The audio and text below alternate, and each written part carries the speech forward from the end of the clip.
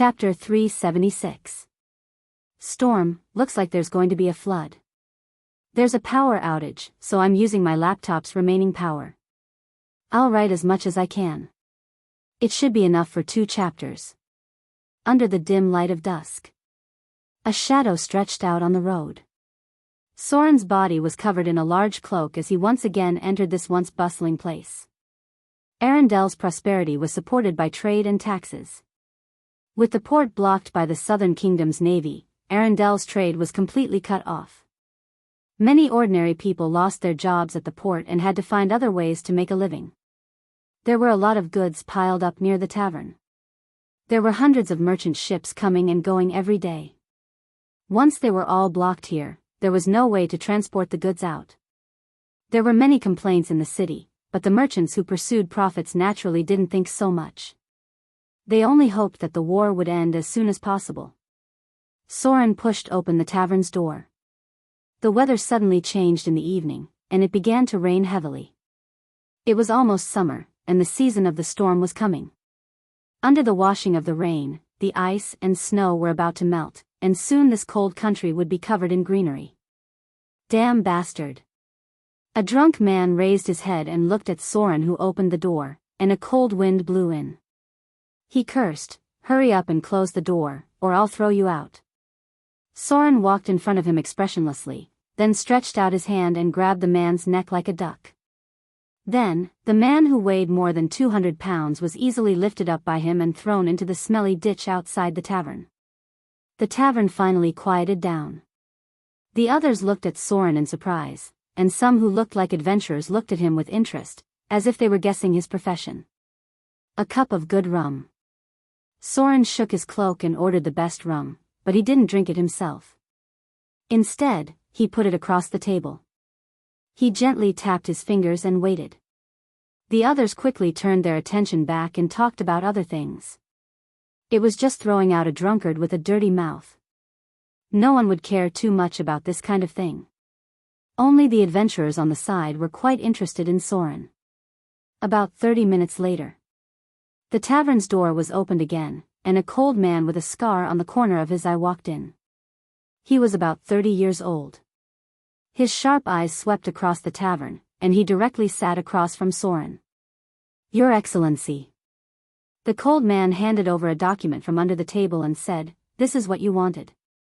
"Yes." Soren nodded. Then he threw a diamond over, pointed at the rum on the table, and said, "It's on you. When did the Thieves Guild register my information?" The cold man was hesitant, but when he met Soren's eyes, he immediately lowered his head. "Last October. We will collect any valuable information.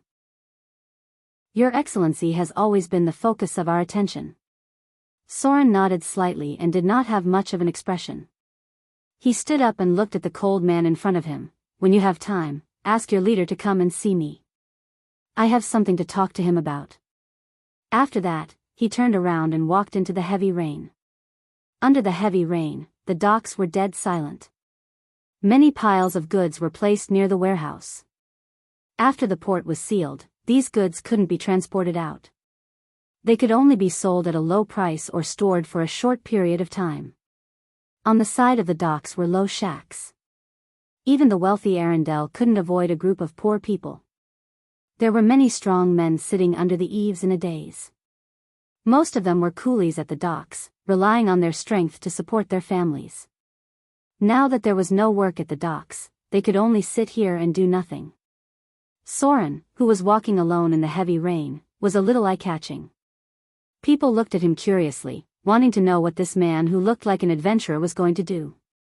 Because the rain was too heavy, the patrolling guards were hiding from the rain, so under the dark night, no one disturbed Soren's work. He walked step by step to the edge of the docks, then stood in the sea. Soren pulled out a dagger that reflected a faint golden light, then he cut his palm. Drops of blood fell into the sea. When Soren put his palm into the sea, an invisible magic light spread out. What happened over there? A boy who looked at most 15 or 16 years old shook his head, then rubbed the corner of his eyes and said, "Did you see that? It seems like a light spread out." The other people around him didn't seem to see anything. Did I see it wrong again? The boy's expression was a little depressed. He reached out and grabbed his feet, then looked at the sky in a daze. Deepwater port. On the sea dozens of kilometers away from the port, there was a sudden wave.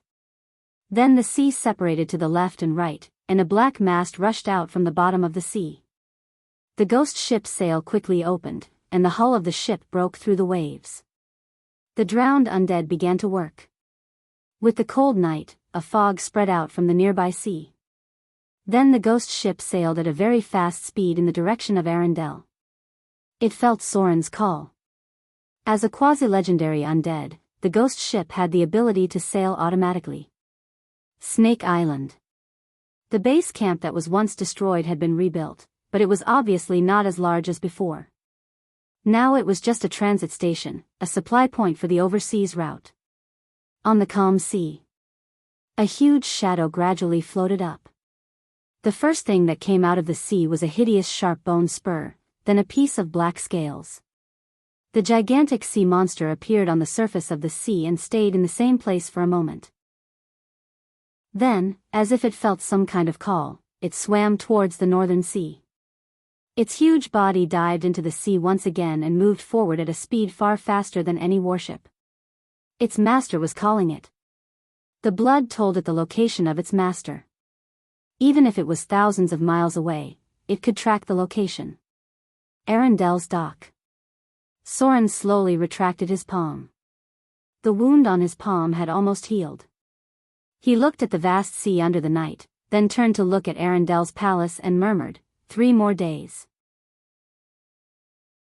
Chapter 377. The rainstorm continued. With the approach of the Avatar crisis, even the climate in various places was much worse. The storm in the outer islands had been raining for many days, and now the Frost Kingdom seemed to be the same. It was estimated that it would not stop for a day or two. Soren stood in the rainstorm and moved forward. With a loud rumbling sound, a flash of lightning crossed the sky. He leaped and landed on the roof, and then his figure flew across the night sky. His toes gently tapped on the roof and he was more than 10 meters away, just like a top master of lightness skill. Pada. Soren's figure landed on the top of a bell tower. He looked up at the dark sky, and lightning flashed in the storm. Dang, dang, dang. The crisp sound spread in all directions. He sat on a high place and looked at Arendelle's palace, and then gradually fell into contemplation. Soren was a person who valued promises very much, but it was not suitable for him to see Princess Anna.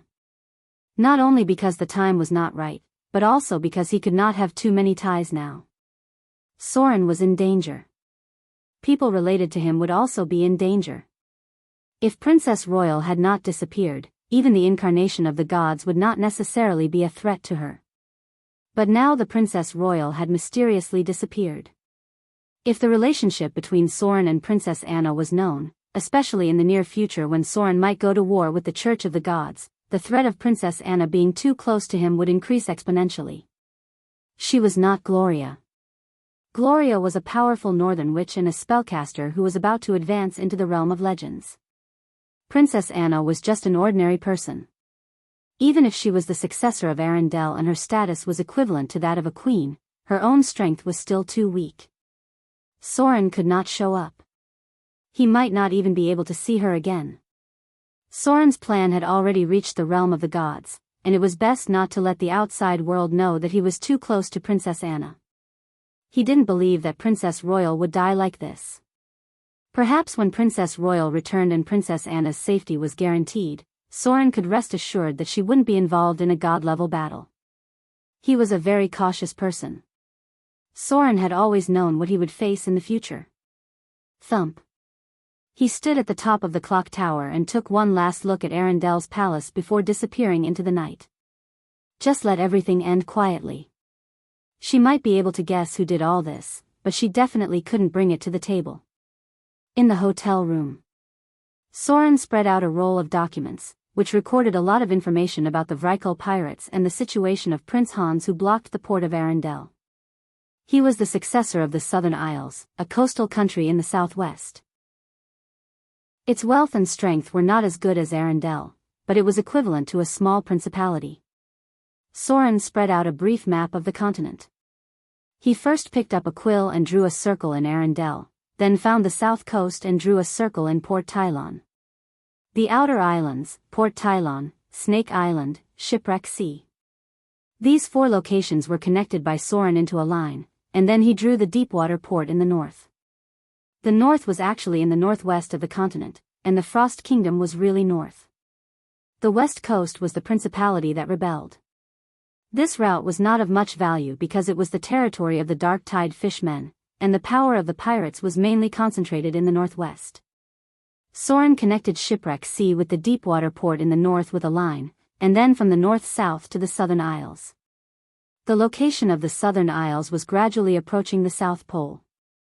Although the material plane was not a planet-like world, the coordinates of the North and South Poles were still a bit similar, and they were all very cold countries. The Southern Isles was a bit like the Outer Islands, but more like the Indonesian region on Earth. It was similar to a small continental plate country near the Pacific Ocean.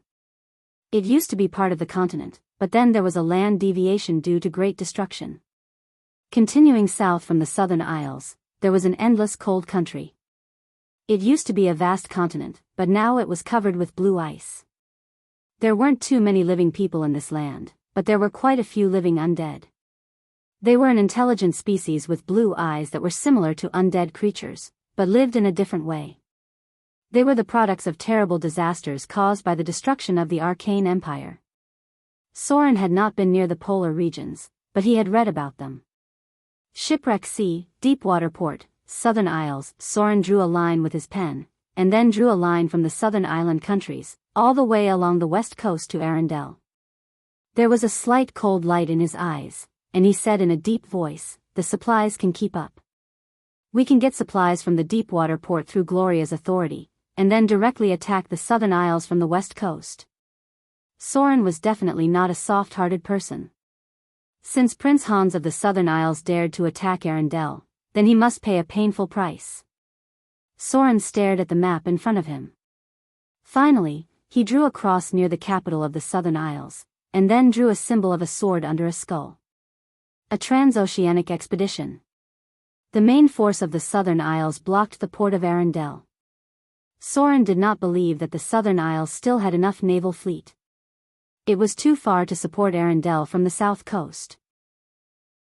It was almost equivalent to crossing the continent, but attacking the Southern Isles from Shipwreck Sea was within the scope of Soren's expedition. It was time to fight. By the way, with this expedition, he could directly take the northwest coast of the North Coast into his own territory. Soren stood in place and pondered for a long time. Finally, he put away the map and turned to walk outside. He was now in Arendelle. If he wanted to mobilize the fleet on the south coast, he must get in touch with the wizard's means. He had not mastered the communication spell, so he needed to rely on the power of the northern witches. There were still 3 days before the full launch, and he had enough time to prepare. 3 days passed quickly. In the hall of Snake Island, the pirate leaders under Soren's command were gathered. "This is the order from His Excellency." The red-haired female pirate Adele Isabella looked at the others, then took out a sealed document and said in a deep voice, "The one responsible for the transmission is the Northern Witch Council. There shouldn't be any mistakes." The half-elf first mate was also among them. However, he was now the leader of the Eastern Sea route. He had gathered hundreds of warships under his command. Soren's promotion of him had made him the second leader of the pirate group. Of course, this was not counting the young lady Vivian and the Northern Witch Gloria. These two had no interest in the internal power changes of the pirates. Their centers were all in the outer islands, but their status was superior. After all, these two were powerful spellcasters. What order? The half-elf first mate reached out and took the document directly, then opened the seal on it. His action inadvertently made the red-haired female pirate a little dissatisfied, but she forced herself to endure. The half-elf first mate had made several contributions in a row, and his reputation among the pirates was obviously higher than hers. This behavior did not make the others present feel dissatisfied, but it made the red-haired female pirate, who used to be the second in command, very uncomfortable. "Huh. The half-elf first mate took a quick look, then his face showed an excited and bloodthirsty smile, and said in a deep voice, "Your Excellency wants us to attack the Southern Isles." He handed the document to the others, and soon all the pirate leaders present read it. The order was simple. Mobilize the fleets of Port Tylon, Snake Island and Shipwreck Bay to attack the Southern Isles from the west coast route to the Deepwater port, then get supplies from the Witch Council, and then cut off the route of the Southern Isles and loot and harass the coastal cities of the Southern Isles. It also named the half-elf first mate to command the dragon-headed warship to attack the capital of the Southern Isles, but it was not a real attack, but a feint to make them feel threatened. The focus of the mission was to take the opportunity to annex the west coast and force Prince Hans to withdraw from Arendelle. Your Excellency has issued the Pirate King's enlistment order. The red-haired female pirate glanced at the others and said in a deep voice, "All the pirates on the south coast can act together. The loot obtained from the plunder does not need to be offered. All of it will be their private loot."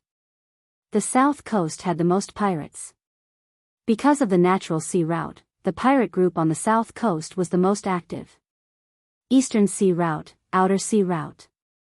Not all of these pirates were Soren's men. As the Pirate King, Soren was only the largest group of pirates. In addition, there were many large and small pirate groups on the south coast. These pirates were equivalent to making a living in Soren's territory. Usually, they could not plunder merchant ships at will, and they had to offer a part of the loot. Under normal circumstances, this ratio was about 3 to 7, and 30% of the loot had to be offered. Now many pirates on the south coast had turned to part-time merchants, but there were many private fights. After all, it was much faster to rob than to work hard to do business. Soren issued the enlistment order. It was equivalent to ordering other pirate groups to fight together in the name of the Pirate King. All the loot belonged to them, and the name of plunder was Soren's name. In the future, if the Southern Isles wanted to retaliate, they could only go to Soren to fight. It was impossible for them to retaliate against the small groups of pirates who went to war. This was equivalent to an opportunity to rob openly. They were responding to the call of the Pirate King, and they did not have to bear the consequences of plundering. Most of the consequences were borne by Soren. Revenge, suppression, pirate law, etc. P.S. There are 2 updates today. Chapter 378. Snake Island. With Soren's enlistment order, all the pirates on the south coast began to move. The southern island country was a coastal principality. Although it was not as rich as Arendelle, it was still much better than other places. In addition, after Soren unified the south coast, private plundering was strictly prohibited. Many small and medium-sized pirates had no business recently. They could only follow the fleet controlled by Soren behind the scenes. Although the overseas route and the eastern route were quite profitable, it was also very time-consuming to go back and forth. Especially the eastern route, it took at least half a year to go back and forth. The profits earned by sailing for half a year were not as comfortable as plundering a merchant ship. Some people liked a stable life. But there were also people who liked excitement and adventure. Many pirates were still eager to reap without sowing. The Pirate King's enlistment order quickly received a lot of responses. Even those who were not interested in it planned to send some people to fight out of fear and to curry favor with Soren. Anyway, the navy of the southern island country was still in Arendelle. It was not their turn to deal with the regular army. Their task was to harass the coast. At worst, when the navy of the southern island country came back, they could sneak away. Most of the pirates were fast ships. They were not afraid of being caught by the navy. However, for this order, there were other people who had other ideas. The next night, in a certain stronghold of the shipwreck port, several other pirate leaders under Soren's command gathered here. Adele Isabella. Scarface frowned and looked at the other pirate leaders present. He said in a deep voice, "Why did you secretly call us here?" He was not the only pirate leader present. In addition to Scarface, there was Cyclops, Giant, Knight, Butler, and so on. Basically, except for the half-elf first mate, nearly half of the other pirate leaders were present. For the red-haired female pirate's invitation, the others did not seem to understand her meaning. At this moment, they were also looking at her with a puzzled face. This time I invited everyone here because I have something to discuss with you. The red-haired female pirate Adele Isabella looked at the pirate leaders present and said, His Excellency Soren issued an order to attack the southern island country. In the order, he told us to act according to the situation. The focus is to harass the coast of the southern island countries and then find a way to weaken their strength. So, I have a bold idea. The red-haired female pirate waved her hand and asked someone to take out a map. Then she pointed to a mark on it and said to the other pirate leaders, This is the capital of the southern island country. This is their coastline. This is the west coast route. From here to here, unless we barge into the Dark Tide Fishman's territory, we will definitely pass by the Dark Tide Canyon. At this point, she turned to look at the others. To be able to be promoted by Soren all the way to the level of a pirate leader, most of the people present weren't simple. Very quickly, some of them guessed her thoughts, and even if they didn't, they understood something. If we attack the southern island countries, Arendelle's navy will definitely return to defend. The red-haired female pirate's expression was calm, and she said in a firm voice, Sir Soren's order is very firm. It seems that he has reached an important strategic cooperation with Arendelle. So, if we can expand the results of the battle, maybe His Excellency will be very satisfied. One Eye has been listening quietly, playing with the dagger in his hand. When she stopped, he slowly said, What do you mean? We ambush Arendelle's navy in the Dark Tide Canyon? Our chances of winning against the regular navy are not so high. The red-haired female pirate turned to look at him and slowly said, We have at least a 60% chance of winning. In terms of equipment, we are not weaker than the regular army. In terms of combat power, all of our men are elites who grew up in killing. The navy of the southern island countries only trains a few times a month, and we are drifting on the sea all year round. Our chances of winning are higher. If we can damage or even destroy the navy of the southern island countries, then from here to here, it will all be our territory. The other pirate leaders present fell into deep thought. Knight looked up at the map and suddenly said, Why not invite Kassa, half-elf first mate? He is the most powerful among us, and he has the most elite troops under his command. The red-haired female pirate's expression was a little stiff, and then she calmly said, Because his status and power are high enough. Moreover, he has to contain and threaten the capital of the southern island countries. The Eastern Sea route is now under his control. If this mission is completed, as the commander of the Dragonhead warship, his contribution will definitely be greater than any of us present. If this operation is successful, then the route from Shipwreck Bay to the west coast, and then to the southern island countries, and maybe even the route to Arendelle will be included in our territory. I think these territories should be handed over to other meritorious people to manage. What do you think? Hearing the red-haired female pirate's words, the other pirate leaders present could not help but fall into deep thought. Many of them had a slight light in their eyes. Yes.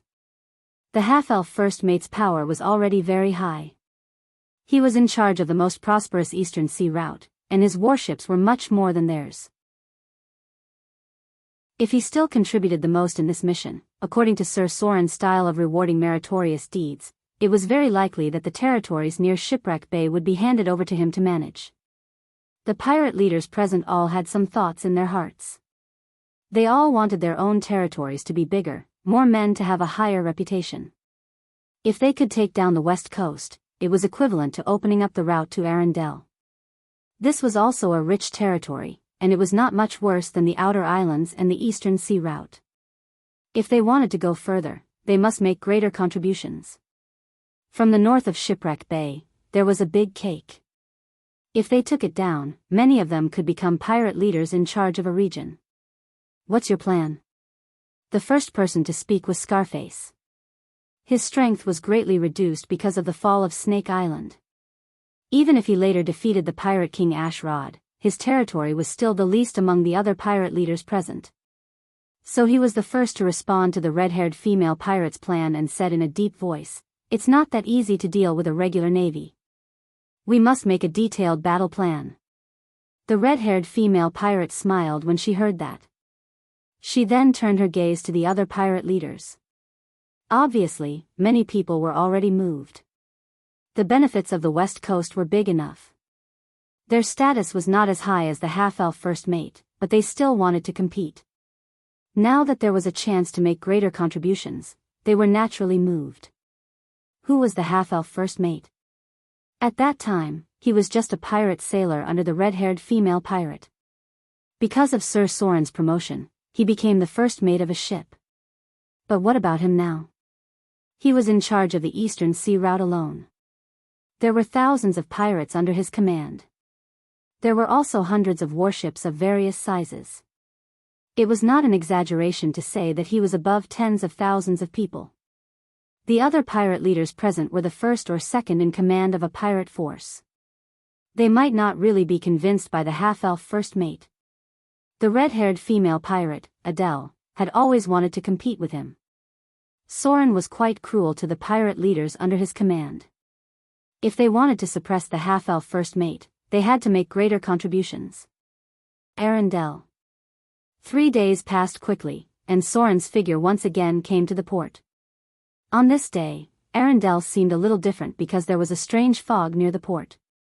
This made others a little surprised and even alarmed some of the witches in the palace. However, they did not find anything. The port was also quite peaceful today. Everything seemed to be the same as before.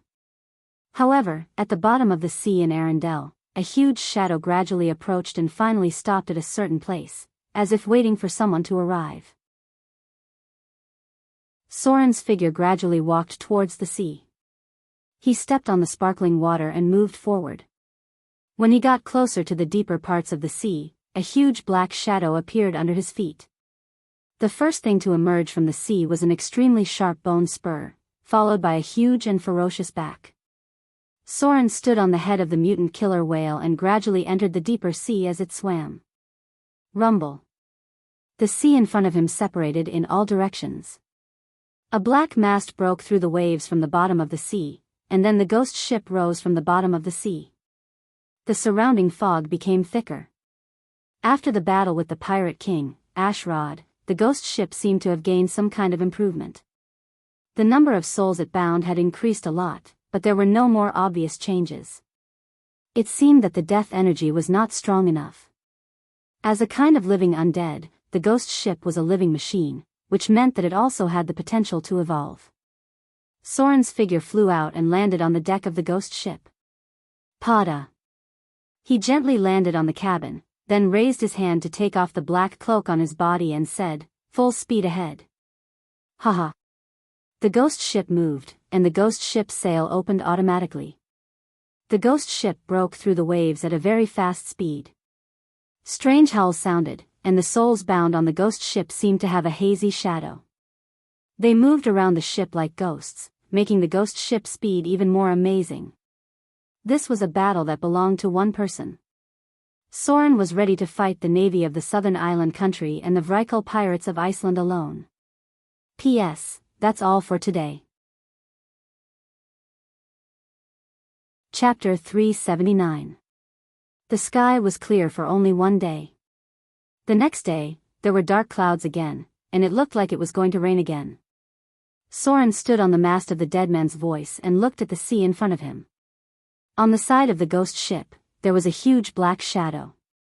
At the moment, it was undulating in the waves, and only a shadow could be seen. He looked forward silently, as if waiting for something. Soren had always been a very patient person, so he waited very calmly, but his eyes occasionally looked up at the sky. Rumble. A bolt of lightning flashed across the sky. Accompanied by the rumbling sound of thunder, drops of rain fell. At first, it was just a light rain, but soon it became a rainstorm. Deep sea diving. Soren finally showed a smile, but it was cold and cruel. He gently waved his hand, and the undead on the deck quickly moved. In the strange whispers of the ghost siren, the dead man's voice began to descend, and the whole ship gradually sank to the bottom of the sea. The surrounding seawater rushed to the deck, and Soren gently jumped to the rudder, and then let the seawater completely submerge him. The seawater poured into the hull, and Soren's hair scattered with the seawater. When the dead man's voice finally sank to the bottom of the sea, he looked up at the sky. The wind and waves on the sea were getting bigger, and a bolt of lightning flashed across the sky. Rumble. The storm shrouded the sea, and a bolt of lightning flashed across the sky. It seemed that the storm and rain had only stopped temporarily, and now it was just beginning. The sea was turbulent, but the bottom of the sea was quite calm. The dark deep sea could not block Soren's sight. The dead man's voice was diving hundreds of meters under the sea. He was calculating the enemy's position, and he had collected a lot of information before he set off. With his current reputation as the pirate king of the South Coast, the Thieves' Union would rather offend the southern island countries than offend him. Rise 300 meters. Soren looked around. There was a reef in front of him, and some fish in the sea, but because of the death energy, almost none of them wanted to get close to the dead man's voice. Mutant killer whales escorted around. Although the North Coast was not as dangerous as the South Coast, there were also some deep-sea monsters, and these deep-sea monsters did not seem to care about the blessing of the sea goddess. There were other gods in the world involved in the sea domain. For example, the god of the Vrykul people was involved in the sea domain from the pirate domain. The Vrykul people believed in a barbarian god. Should be the only god of pirate, but one of his clergy was Vrykul of pirates, and few other pirates believed in him. The birth of this clergy was due to the fact that the Vrykul were born pirates and lived by plundering other merchant ships. Rise 100 meters. Soren looked at the surrounding environment and observed the movements on the sea at the same time. After rising to a height where he could vaguely see the sea, a cold light appeared in his eyes, and he ordered in a deep voice, "Summon the fog. The undead to sink their warships." In the dark sea, a group of ferocious-looking undead appeared. They took the tools to sink the ship and slowly moved upstream, gradually approaching the sea. Boom! A thunderbolt crossed the sky, and the wind and waves shook the hull. Damn it! A middle-aged man in a navy uniform cursed, then grabbed a corner of the hull and shouted, "All of you, work harder. When we get back to the port, I'll treat you to a drink. This damn weather. I said the storm wouldn't end so soon. In this weather, how can a fleet go out to sea? There's no need to send us out to patrol." A wave came crashing over. The hull of the warship shook, and the sea rushed to the deck. A Navy sailor stood unsteadily and hit the barrel, but he was not seriously injured. He just frowned and trembled in pain. What about the South Sea? The middle-aged man looked around. He didn't know when the fog had appeared around him. He couldn't help but curse again, "This damn weather. How can it dance in a storm? Come on. Light the torches. Don't get separated from the escort fleet." It was a very strange weather. Logically speaking, it was impossible for fog to appear in such a storm. So the middle-aged officer, who had been at sea all year round, intuitively felt that something was wrong. He shouted, "Everyone, be alert. This fog is strange. Maybe we've encountered a sea monster." Ah! As soon as his voice fell, a Navy sailor screamed in fear. Hearing his voice, the others were suddenly frightened. The middle-aged officer immediately shouted, "What are you screaming for? What did you see?" Boom! The hull suddenly shook. Many people on the deck lost their balance and fell. There was also a sailor who almost fell from the ship into the sea. Fortunately, his ankle was entangled by a cable. Black shadow. The sailor who shouted at first said with a frightened face, "What a big black shadow. It's bigger than the ship. It's there. Under the water. I didn't see what it was. But there's something under the sea." The middle-aged officer's heart thumped, and his expression was a little scared. He murmured, "Don't tell me we're so unlucky to encounter a sea monster." Boom! The hull shook again. Now, everyone could see that there was indeed a huge shadow wandering in the fog. The ship was shaking because it had bumped into it. No. Not good. Another exclamation sounded. A sailor who was drenched ran out and shouted, the cabin. Water is coming in from below the cabin. Boom. The hull shook again. A sailor was directly thrown into the sea. He only had time to let out a mournful cry before he disappeared in the rolling waves. Buzz. Boom. The storm seemed to be getting bigger. The warship was still shaking in the waves. The waves made it look like a small boat that could capsize and sink at any time. Gotcha. The sound of the keel breaking came from the hull. Then the warship shook violently. Finally, it turned over in a huge wave and sank to the bottom of the sea little by little. On the sea, incomparably sharp bone spikes appeared one after another, and an incomparably huge shadow swam in the sea. Vaguely, one could see the blurry shadow of a pitch-black warship in the sea. Help! Help! Someone help me! The sinking warship did not immediately kill these sailors. In fact, many of them were low-grade professions. Their tenacious vitality allowed them to still swim up after sinking into the sea. But at this time, a black cable flew out of the sea. The black hull on the bottom of the sea became clearer and clearer. The cable entangled the sailors who fell into the sea, and then dragged them deeper into the sea. Faintly, some humanoid monsters with seaweed-like bodies appeared nearby. They rushed over with a hideous smile and mercilessly slaughtered those who escaped the net. Dragonbone Island. This was an island occupied by the Vrykul pirates. It was said that a dragon was buried here, so it was called Dragonbone Island. The area of the island was not very large. It was estimated that it was not the size of Snake Island, but it had a semi-natural port because a steep mountain wall blocked the whistling sea breeze. There was a lighthouse built on this island. Basically, any port city would have a landmark lighthouse, which could guide the sailing ships. Even lighthouses in some places could guide ships to avoid reefs, greatly improving the safety of the fleet at night. Why haven't they come back yet?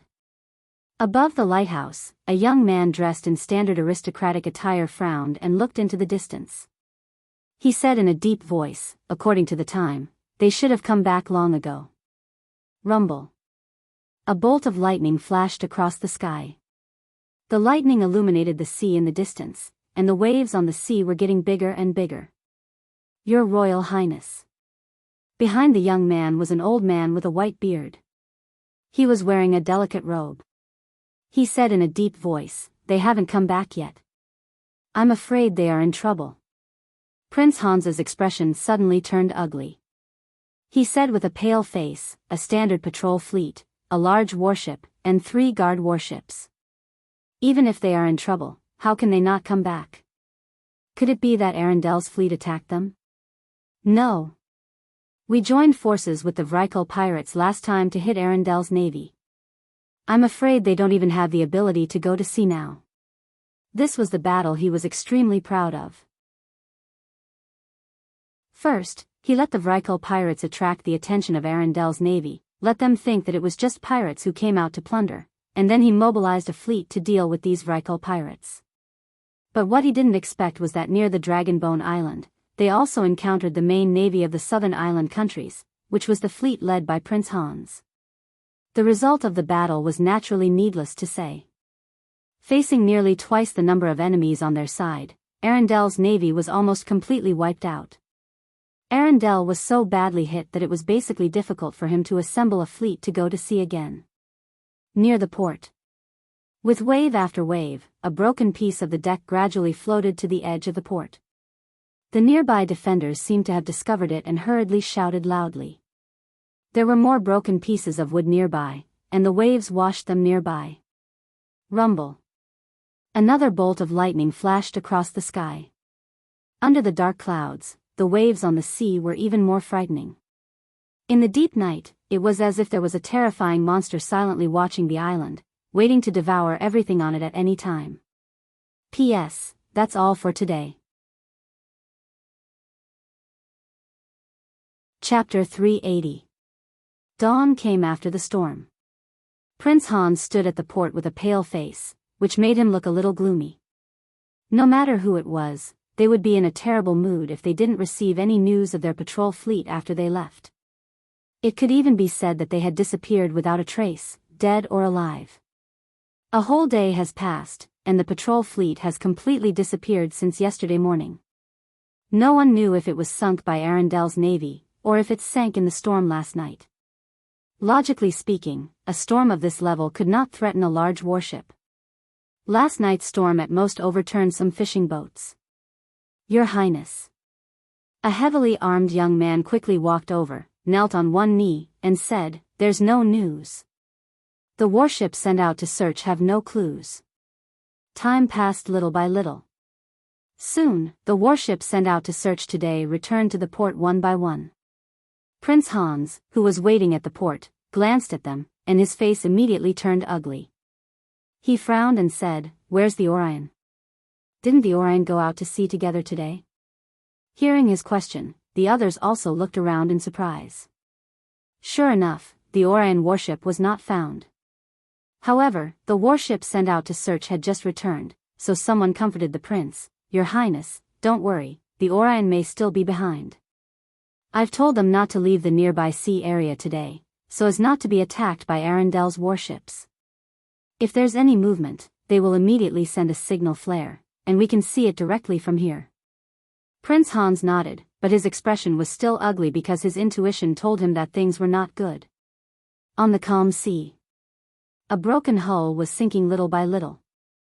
Soren stood on the deck of the dead man's voice with a blank expression, watching the sinking warship in front of him. He was playing with something similar to a firework in his hand, and his expression seemed to be thinking about something. After about a moment, he directly opened the signal flare, accompanied by a bright light, and then a very eye-catching firework exploded in midair. Even during the day, it could be seen from afar. Deep-sea diving. Soren looked at the island in the distance, then ordered in a deep voice, "Summon the fog. Undead drowned, prepare for battle." The ghost ship gradually dived into the bottom of the sea, and a fog appeared on the nearby sea. However, because it was daytime, the fog only made everything look a little hazy, and the scope seemed to be reduced a lot. It only covered the nearby sea. At the other side, near the port of Arendelle, above a towering lighthouse, Princess Anna also looked into the distance with a sad face and whispered, "Did you not see their warships today?" In order to seal off Arendelle's port, warships from the southern island countries would appear in the nearby waters once a day. They didn't dare to attack the port yet, so they could only temporarily seal it off. After all, Arendelle was still a kingdom. No matter how badly damaged their navy was, they still had the basic ability to defend themselves. "Your Highness." Standing next to her was a bearded general. He put down the monocular in his hand and said in a deep voice, "I didn't see any enemy patrol warships today, not even the Vrykul warships." Princess Anna frowned slightly and whispered, "Could it be that they withdrew their troops?" "It's unlikely." The bearded general shook his head and said, "I'm more worried that they want to attack the port. Last time they shelled the lighthouse, but our fleet immediately attacked and forced them to retreat. The number of enemy warships is twice as many as ours. I'm afraid they won't give up so easily." Princess Anna was silent. She seemed to have not slept well for a long time. Her beautiful face seemed a little haggard. She murmured, "If only my sister were here. I'm so useless." The bearded general looked bitter and said in a deep voice, "It's all because of my incompetence. If I hadn't discovered their trap, the kingdom's navy would have been able to fight at sea. Your Highness' talent is unquestionable. During this time, His Majesty has managed the kingdom's affairs in an orderly manner. It's all my fault." Princess Anna waved to stop him and whispered, "General Bassa, don't blame yourself. We didn't expect them to be with the Vrykul pirates. A kingdom's regular navy actually joined forces with a group of notorious Vrykul pirates. This kind of thing would damage the kingdom's reputation. They also didn't expect Prince Hans of the southern island country to do this. Many kingdoms had jointly issued a pirate decree in the past. Arendelle's prosperous economy was due to the decline of pirates. After all, there were not many pirates in the world like Soren. Most of the pirates were chaotic and relied entirely on robbing merchant ships to survive. Your Highness. The bearded general named Bassa suddenly raised his head and pointed to the distant sky. "Look over there. There's a situation." A flame shot straight into the sky. The signal flare was so bright that even Arundel could see it clearly. This was a specially prepared alchemy item that could be seen far away. Dragonbone Island. As time went by, Prince Hans's face became more and more ugly. When the other warships returned, he still didn't see the Orion. He said in a deep voice, "Look out. Haven't you seen the Orion yet?" "Your Highness." A naval officer standing next to him suddenly raised his head and pointed to the sky and said in a deep voice, "Look. Signal flare. There's a situation over there. It should be the signal flare sent by the Orion." Prince Hans was shocked when he heard the words and immediately ordered, "Gather the fleet. Let the Vrykul pirates go together." A patrol fleet went missing last night, and another warship didn't come back today. Intuition told him that something bad had happened, so he immediately ordered the fleet to gather and set off. The fleet of the southern island country gathered quickly, and the navies that had been on standby boarded the ships and went out to sea. The Vrykul pirates also appeared in the port. Their number was only half of that of the southern island country, but most of them looked fierce. A burly man with a horned helmet said a few words to Prince Hans and boarded a dragon-headed warship. Perhaps because the missing warships were from the southern island country, the Vrykul pirates looked indifferent. Less than one-third of the pirate ships went out to sea. However, in the end, hundreds of warships, large and small, moved toward the location where the signal flare was fired. In the blue sea, Soren's hair fluttered with the current. He quietly watched the sea, waiting for the enemy to appear. Harvesting heads was undoubtedly the fastest way to gain slaughter EXP, especially since many of the navies of the southern island country were advanced professions. Just last night's battle, he gained nearly 50,000 slaughter EXP, and this was because many enemies died in the hands of the undead and the mutant killer whales. At this rate, he was afraid that he didn't need to complete the chain quest of the 4 elemental stones. As long as he defeated Prince Hans's navy, he might enter the legendary realm. Soren's slaughter EXP had now reached a total of 230,000, and he could upgrade the Shadow Dancer profession level at any time. This time, he didn't save the slaughter EXP, but directly upgraded the Shadow Dancer to level 6. The Shadow Dancer profession has been upgraded to level 6. Received 32, DX 26 plus, INT 22 to 10, *0. 5. Skill points, HP increased by 14, profession HP 8 plus, con 22 to 10, *0. 5. At this stage, Soren's speed of improvement was slow because he had entered a bottleneck period, which was the realm of the half-legendary. Only when his strength broke through the legendary realm would he receive a greater improvement. At that time, he would be able to master Danger Sense, Reflex Evasion, and Flexible Mind as rewards. The legendary realm was a huge watershed. After entering the legendary realm, Soren could further master the legendary combat skill, Shadow Step, as well as the legendary ability, Shadow Realm. Warriors and barbarians who had just entered the legendary realm would receive the most obvious improvement because at this time, they would receive the ability, Epic Strengthening. After this ability appeared, they would become quite inhuman. Under normal circumstances, the incarnation of the gods had more than 500 HP. Among all professions, only warriors and barbarians could reach this level. Epic Strengthening, if raised to the limit, could increase the HP by more than 300. They were able to bathe in the magma because of their abnormal vitality.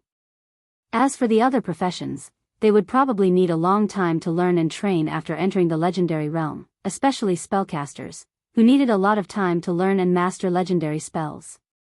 After entering the legendary realm, the rogue's ability to fight head-on would be pulled apart by the traditional melee professions, so mastering Shadow Realm was the key to deal with them.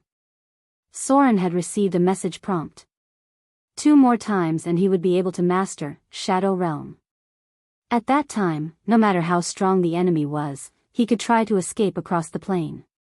As he got closer and closer to the legendary realm, Soren's slaughter EXP needed to level up his professions also doubled.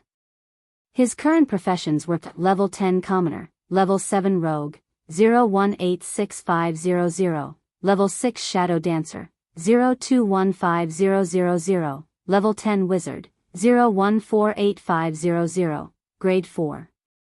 2 more professions and he would enter the ranks of the legendary professions. However, the last 2 professions were also the most difficult because he might need close to 450,000 slaughter EXP. After deducting the current slaughter EXP, there was still a gap of nearly 400,000. According to the gains from last night's battle, he would need to do at least 9 more times. In other words, he would need to sink at least 50 warships from the southern island nation. P.S. That's all for today. I'll start adding more tomorrow. This lunar Fuda's performance was terrible, sorry. Chapter 381. There's fog. Prince Hans stood on the deck and looked around. He said in a deep voice, "Why is there fog in this weather? Your Excellency Kenlodo. Please expel this fog." Standing next to Prince Hans was an old man in a robe. He nodded and said, "Okay. This fog is a bit strange." The light of a spell appeared. As the old man in front of them cast the spell, a gust of wind blew in all directions, blowing away the fog on the sea.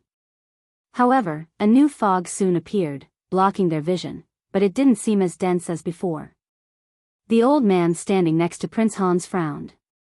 He raised his hand and cast another spell. It seemed that he was a high-grade warlock, so he didn't need to memorize spells in advance.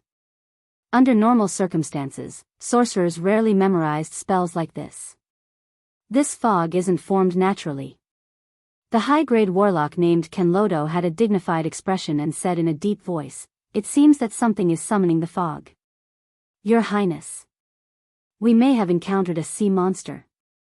Normal fog would not appear on the sea so strangely, and it was only in this area. There was no geographical environment nearby that could form fog, so according to the high-grade warlock's speculation, the most likely possibility was that there was a sea monster here that could summon fog. Damn it. Prince Hans hammered the deck of the ship and said slowly, "Why did a deep-sea monster suddenly appear here? So the missing battleship yesterday and the missing Orion today were all done by it?" The high-grade warlock nodded gently and said, "It's very likely. If it was a sea monster that attacked them, I'm afraid they are all dead." Prince Hans nodded with a gloomy expression and said in a deep voice, "Can we kill it?" The high-grade warlock next to him pondered for a moment, then turned to the naval officer on the side. After asking a few questions, he said, "Yes. The Vrykul pirates have some whaling cannons on their ship, and we also have some equipment on our ship to deal with large sea creatures. If we can find it, we should be able to kill it." Prince Hans showed a smile on his face and said in a deep voice, "But how do we find it? This is the sea. If it hides at the bottom of the sea, I'm afraid we can't do anything. Lord Kenlodo, please take care of this sea monster. Otherwise, I'm afraid our warships will be attacked again. If this happens, it will be a great blow to our morale." The high-grade warlock hesitated for a moment and then said, "I'll try." A faint light of magic appeared. Then, something that looked like an eye appeared in front of him, and the situation around the fog gradually became clear. "Found it." A trace of excitement suddenly appeared on the face of the high-ranking warlock, and he said in a deep voice, "It's in front. It really is a deep-sea monster." It was a huge shadow. Through the light produced by the spell, the other people present also saw a trace. It was a very large black shadow, wandering on the seabed in front of them. Its body was probably much larger than the largest blue whale. With such a huge body, it was obvious that it was a deep-sea monster.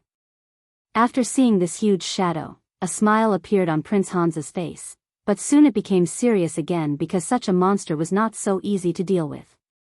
"Prepare for battle." The admiral next to him quickly gave an order and shouted, "Load the whaling cannons. Everyone, prepare for battle." The fog in front of them became a little thinner. With the order of the admiral, the fleet was scattered a lot, so as to avoid being affected in the battle. The fleet sailed forward in a fan shape. To deal with this kind of giant sea monster, only by opening up space could they cause tons of damage. Because of some unknown energy mutation in this world, possibly related to the energy radiation of the Arcane Empire, some mutant creatures often appeared in the sea. The most common of them was the giant octopus, so the navies of these southern island countries had experience in dealing with sea monsters. The calm sea seemed to be brewing a terrible storm. The vague huge shadow was locked by the warlock's spell. Even Prince Hans, who was standing on the deck, was a little nervous. After all, it was not easy to deal with such a monster in the sea. Warning! The scattered warships in front of them suddenly exclaimed, and then someone shouted, "Enemy found!" It's Arendel's navy. Prepare for battle. Prepare for battle. What? Prince Hans looked up in surprise, and then saw a fleet with Arendel's flag in front of them. The number of the other side was obviously less than theirs. It seemed that because of the fog in the sea, they did not discover each other until they were closer. When they saw so many warships of the southern island countries in front of them, Arendel's fleet also seemed a little flustered, and seemed to be planning to turn around and retreat. Kill them. Prince Hans's expression was obviously excited, and he said in a deep voice, "Don't worry about that sea monster for the time being. As long as we don't provoke it, it shouldn't dare to attack so many people. Order the warships to move forward at full speed. We'll destroy this Arendel's fleet." On the other side, a bearded general was also standing on a large warship. When the nearby fog gradually thinned, his face suddenly changed, and he said in a deep voice, "Not good. It's the fleet of the southern island countries. Damn it. We've fallen into their trap." The signal flare that rose into the air today was too obvious. Even Arendelle saw it. Although he suspected that it might be a trap, in the end, he decided to lead his fleet to see the situation. In order to avoid being intercepted by the enemy, all the ships he brought out this time were fast ships. If it wasn't for this strange fog, he should have seen the enemy's tracks from afar, but because of the fog obstructing their vision, they only discovered the enemy when they got closer. Therefore, the first reaction in his mind was that he had fallen into the enemy's trap. Rumble. The roar of cannons sounded. The warships that first entered the range fired continuously, and the leading warships of the Vrykul pirates quickly rushed over, wanting to board the enemy's deck. Only the pirates' fast ships can catch up with them. Many of the fleets of the southern island countries are medium-sized warships with fierce firepower. However, Arendel's fleet also reacted very quickly. Following the general's order, they immediately turned around and retreated. It seemed that they had no intention of fighting with them. In fact, they didn't have the ability to fight at all. If the warships want to increase their speed, they must give up their firepower. Most of the fast ships don't even have half of the firepower of a medium-sized warship. A large warship like the Dragonhead warship can be equipped with hundreds of cannons. It can be said that even the dead man's voice may be blown up in a head-on naval battle. Of the warships sent by Arendelle, the strongest was only 24 cannons. Shooting at each other was simply a matter of life and death. However, Arendelle also has their advantage, that is, Arendelle has a group of ice witches. The fog became even thicker. The ice witches seemed to have cast a spell to strengthen the fog on the sea, making it gray 50 meters away. Many of the gunfire hit the sea, and Arendel's fleet could only see a vague shadow. The Vrykul pirates screamed and rushed into the fog. When the distance was 100 meters away, the navy of the southern island countries couldn't even see their pirate ships clearly. "Don't fire." A naval officer stopped the gunners from loading and said with an ugly expression, "Those idiots rushed up. It's easy to accidentally hurt them if we fire now." The field of vision in front of them was very small. The possibility of accidentally hurting allies like this was too high, and it was difficult to aim at the enemy, unless the distance was reduced to a certain extent. At the same time, just as the navy of the southern island countries was about to annihilate Arendel's fleet, a huge shadow slowly rose from the dark bottom of the sea. Near this huge shadow, a ghost ship gradually floated up. The undead of the drowned had a grim smile on his face, and he swam up little by little under the cover of the fog. The battle had just begun. The unexpected appearance of Arendel's fleet did not affect Soren's plan. P.S. Today's third update, love you. Chapter 382. Boom. Boom. The sound of continuous artillery bombardment could be heard. No one noticed that under the calm sea, there were already some hazy shadows approaching these warships. With a muffled creak, a southern island warship suddenly shook, and then a huge black shadow slammed into it. The hull was directly knocked over, and many of the sailors on it fell into the sea. The fog on the sea became thicker and thicker. Although the sound here could be heard, it had become unclear in the sound of gunfire. The warship of the Vrykul pirates caught up with Arendel's warship. The pirates threw out hooks and boarded the deck. Soon a fierce hand-to-hand battle broke out. Shouts of killing could be heard everywhere. The sky was covered by fog, and it was difficult for the ship to navigate in it. At this time, Prince Hans found that he had completely lost control of the fleet. He could only mobilize the 20 or 30 warships around him. As long as the distance was more than 500 meters, not to mention giving orders to fight, even the shadow of the warship could not be seen. The hull of a warship was basically more than 5 meters long. Unless they sailed close together, it was easy to pull away and disappear without a trace. This damned fog. Prince Hans slammed the deck and said in a deep voice, "Can't you disperse it? The other warships have lost contact, and they can't see the flags hanging up." The visibility of the fog was at most 10 meters. Beyond this distance, it was all hazy.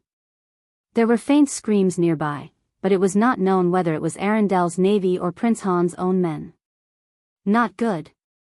The high-grade warlock standing next to him suddenly changed his face slightly and said in a deep voice, "The deep-sea monster floated up." Boom. There was a sound of impact in front, mixed with the excited howls of the Vrykul pirates. It seemed that they had caught up with one of Arendel's warships. Gotcha. There was the sound of the deck breaking. The undrowned undead with wet seaweed appeared. They rushed over with a grin, waving their sharp blades to harvest the enemies who fell into the sea. In the ocean, even people with higher profession levels might not necessarily be able to defeat these undead that did not need to breathe. The sea was their main battlefield, and the advantage of these undead that did not drown was too obvious. Animated ropes shot out from the pitch-black seawater, entangling the enemy's body and dragging them to the bottom of the sea. It was like a bloody mouth devouring everything. Blood spread out. There was a slight change on the body of the ghost ship, Deadman's voice. There were many dead souls on the ghost ship's sail, and a faint dark red line appeared on the ghost ship's sail. Those were naturally formed lines, just like blood vessels. They were not enchanted by someone else. Soren's expression was cold. He concentrated on controlling the rope on the Deadman's voice. After harvesting the enemies on the battleship, he paused for a moment and then turned his target to another group of enemies. However, at this moment, he discovered that one of Arendel's battleships seemed to be on the verge of collapse. The Vrykul pirates were more ferocious than the pirates on the south coast. If it weren't for their small number, they would be the real overlords. In terms of combat power, the Vrykul pirates should be the most ferocious of all the pirates. Soren frowned and thought for a moment, then ordered the undrowned to board the ship, and at the same time, controlled the mutant killer whale to rush over. Arendel's navy was still useful. With them, the fleet of the southern island countries could not react so quickly. These battleships could at least confuse the enemy's line of sight and temporarily divert their attention to facilitate Soren's actions. On the sea, sharp bone spikes appeared one after another. The huge body of the mutant killer whale floated to the surface of the sea and then directly crashed into the battleship of the Vrykul pirates. The ship shook violently. Many of the Vrykul pirates who intended to land on the enemy's battleship all fell into the sea, and what greeted them was a bloody mouth. The mutant killer whale opened its huge mouth and swallowed a group of people. 5 layers of sharp teeth cut the enemy into pieces, and almost no one was left alive. Rise! Soren glanced at the surrounding pirate ships and immediately ordered, prepare the cannons of the dead man's voice. Load the heavy boomerangs. After so many battles, the number of undrowned didn't increase much, but the number of resentful sea monsters working on the ghost ship increased a lot. The undead trapped on the ship moved quickly. As a black mast broke through the surface of the sea and rose, the cannons of the undead's voice were loaded. The surrounding waves separated. In the thick fog, the dead's voice broke through the waves, followed by a dull sound of gunfire. 24 cannons fired continuously, and in an instant, the pirate ships on both sides were riddled with holes. At the same time, the heavy boomerangs at the bow of the ship fired continuously, penetrating the hull of a dragon-head battleship on the spot. Then a large amount of seawater poured in, and the dragon-head battleship in front of them was almost sinking. What is this? The Vrykul pirates, who were besieging the Arendelle navy, were instantly stunned.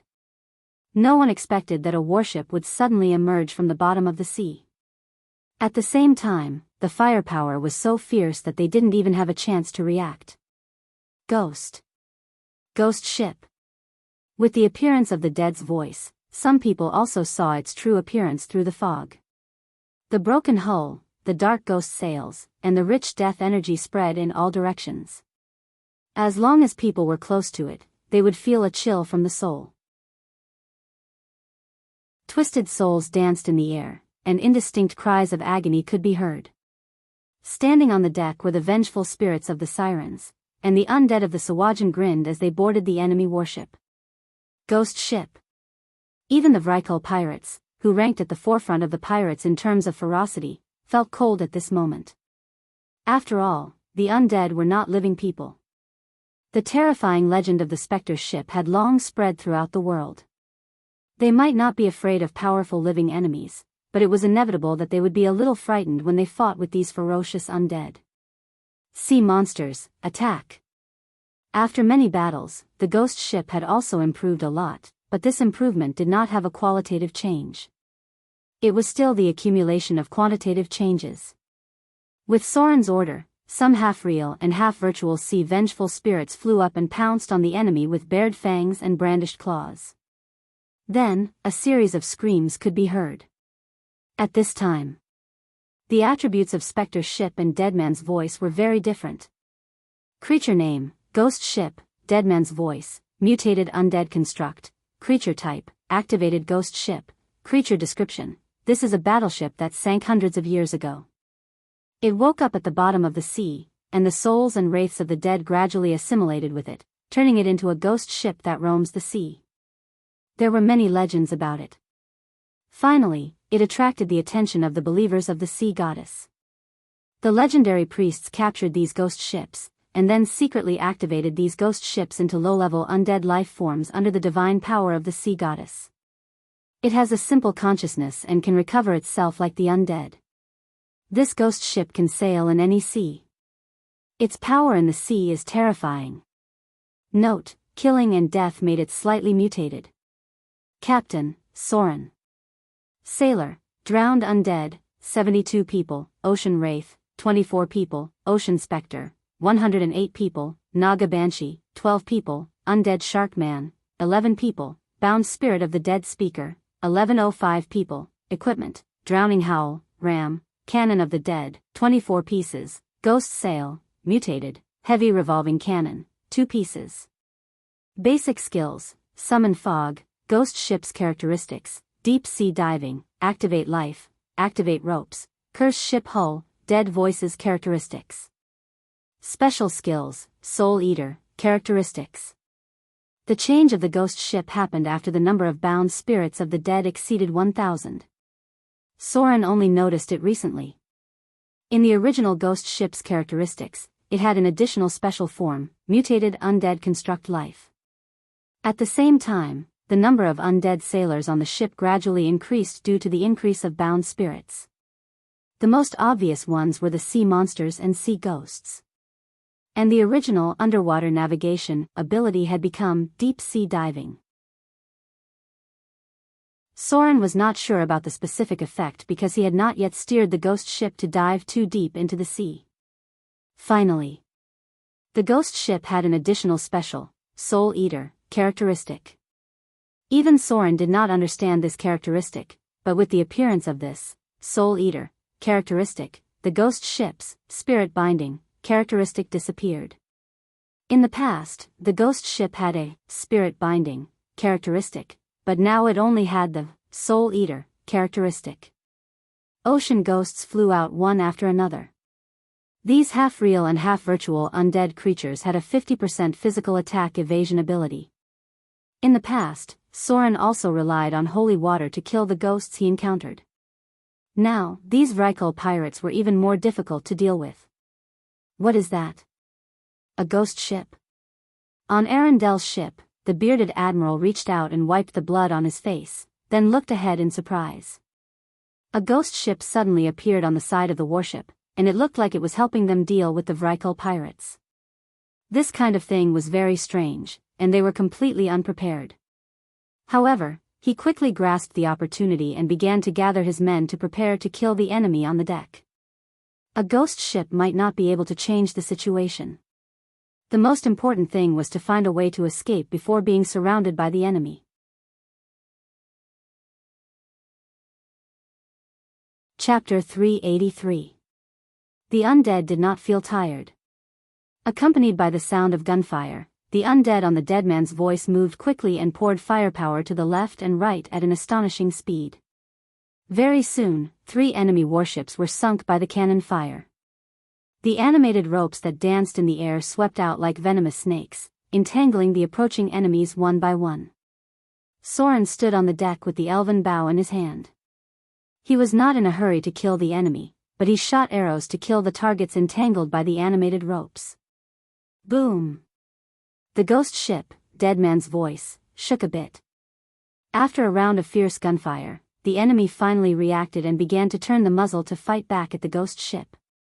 Even though the ghost ship was an activated undead construct and could automatically dodge the attacks, it was still hit by the dense barrage of cannon fire. There was a hole in the broken hull of the ghost ship. The seemingly rotten hull was actually very strong, and there was only a small hole in it. But the next scene subverted the knowledge of all the pirates. They only saw the wailing souls flying out of the ghost ship's sail, and then the hull that was penetrated by the cannonballs began to repair little by little. It was like the flesh and blood of a human body regenerating, and the place where the ghost ship was hit recovered little by little. This was the horror of the ghost ship. It would never be sunk as easily as other warships, but in order to repair the hull, the number of bound souls on the ghost ship also decreased slightly. These bound souls were part of the ghost ship. The ghost ship's recovery ability relied on these souls, because it was an animated construct of the undead. The number of bound souls of the dead was still abundant. In other words, unless the firepower was fierce enough to tear the ghost ship apart, Soren was not afraid of being sunk. But the role of the bound souls of the dead was very important. Whether the ghost ship could continue to improve its strength depended on the number of bound souls accumulated, so he did not intend to consume too many of them. Full speed ahead. Seeing that Arendel's warship in front of him was almost out of trouble, Soren immediately ordered, "Prepare the sinking whaling ram. Sink the ship in front." The ship began to accelerate. The sharp ram charged towards the pirate ship in front of him, instantly creating a huge hole in the ship. The submerged howl ram was the equipment Soren used the least. If it wasn't close enough, he would have preferred to use the alchemy rune, the dead man's cannon. Retreat. Turn around. Following Soren's order, the dead man's voice didn't need anyone to steer the ship. It directly turned the ghost sail around and pulled away. Soren looked at Arendel's marines in front of him and said, "Deep sea dive." Rumble. Seawater surged in from all directions, and the ghost ship, Dead Man's voice, sank to the bottom of the sea little by little. Under the cover of the fog, it became more and more hazy, leaving only a ship full of astonished sailors and a broken ship floating on the sea. The enemy's bodies were devoured by the mutant tiger sharks. The whole battle took less than 5 minutes, and a round of salvo from the dead man's voice severely damaged the Vrykul pirates. As the dead man's voice gradually dived to the bottom of the sea, the mutant tiger sharks also began to dive, and finally, the sea returned to calm. This On Arendel's warship, the bearded general had a shocked expression on his face. After a long time, he murmured, "Ghost ship. Ghost ship. Black sail? Dead man's voice? Soren the beheader? Is it the pirate king who ran rampant on the south coast? Why is he here? Why is he helping us deal with the enemy?" His heart was full of doubts, but there was certainly no answer now.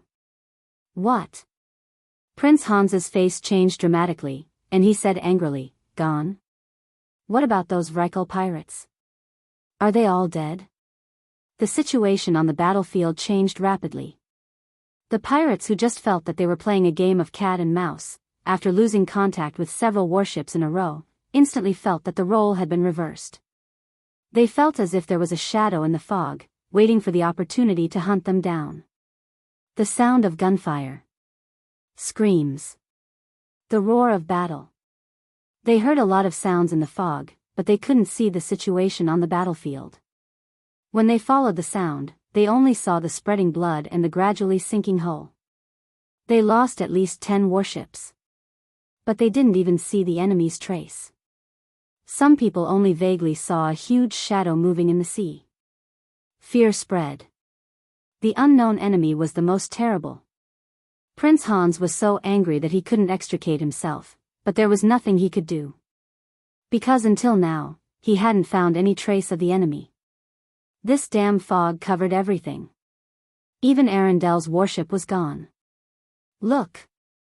The high-grade sorcerer standing next to him suddenly said, "Your Highness. There's a living person there." There was a wooden barrel floating in front of them. There was a bloody pirate sailor holding it.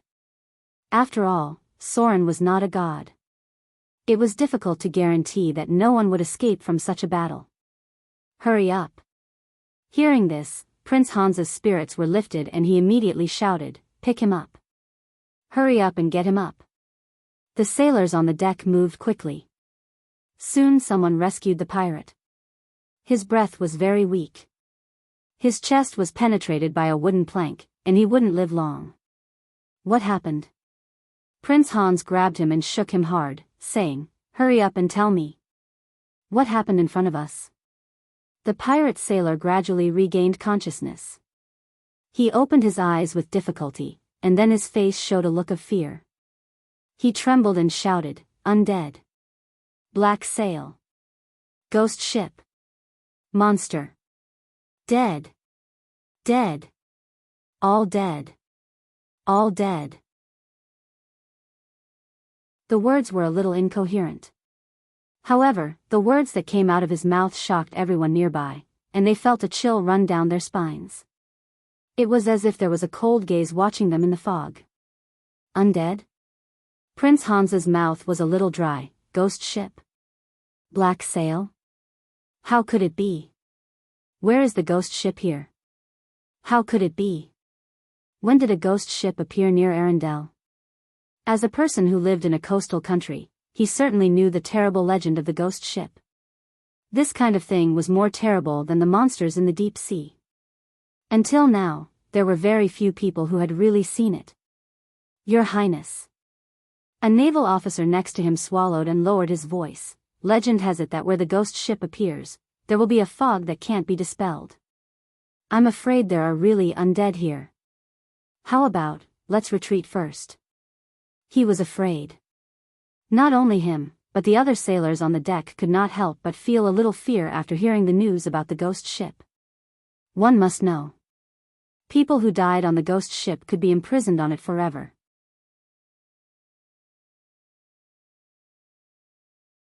Chapter 384. Retreat. Prince Hans's expression was uncertain, but in the end, he gritted his teeth and said, "Let's retreat to Dragonbone Island first. The current situation is very unfavorable to us. Wait until we figure out the enemy's situation before we deal with them." Damned fog.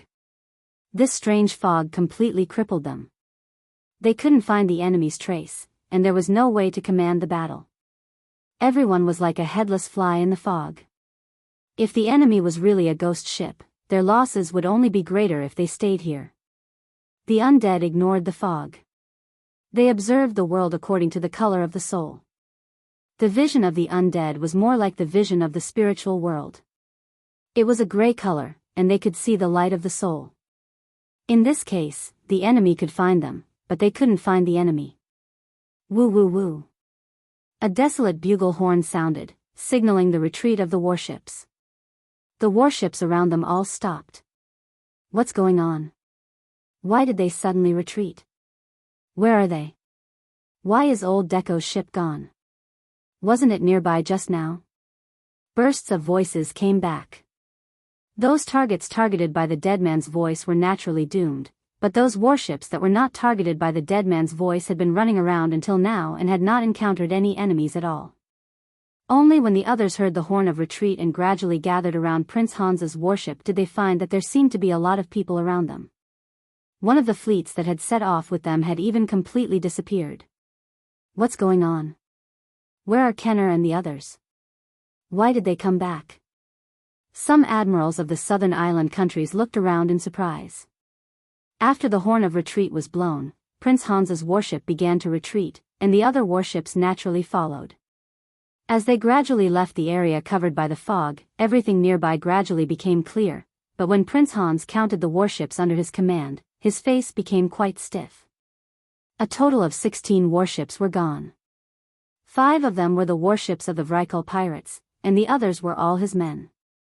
The fog in front of them was still thick, and it had become quiet inside. Without the sound of cannon fire, they could vaguely hear wails and cries that sent chills down their spines. It wasn't a man's wail, but more like a rather sharp half-male, half-female voice. It was like the background music in a ghost story. It was quite horrifying to listen to. At first, the sound of gunfire was too deafening. Now that it had quieted down, everyone who heard the sound felt their hair stand on end. It's a wraith. The high-grade warlock standing behind Prince Hans had a dignified expression as he murmured, and there are quite a lot of wraiths.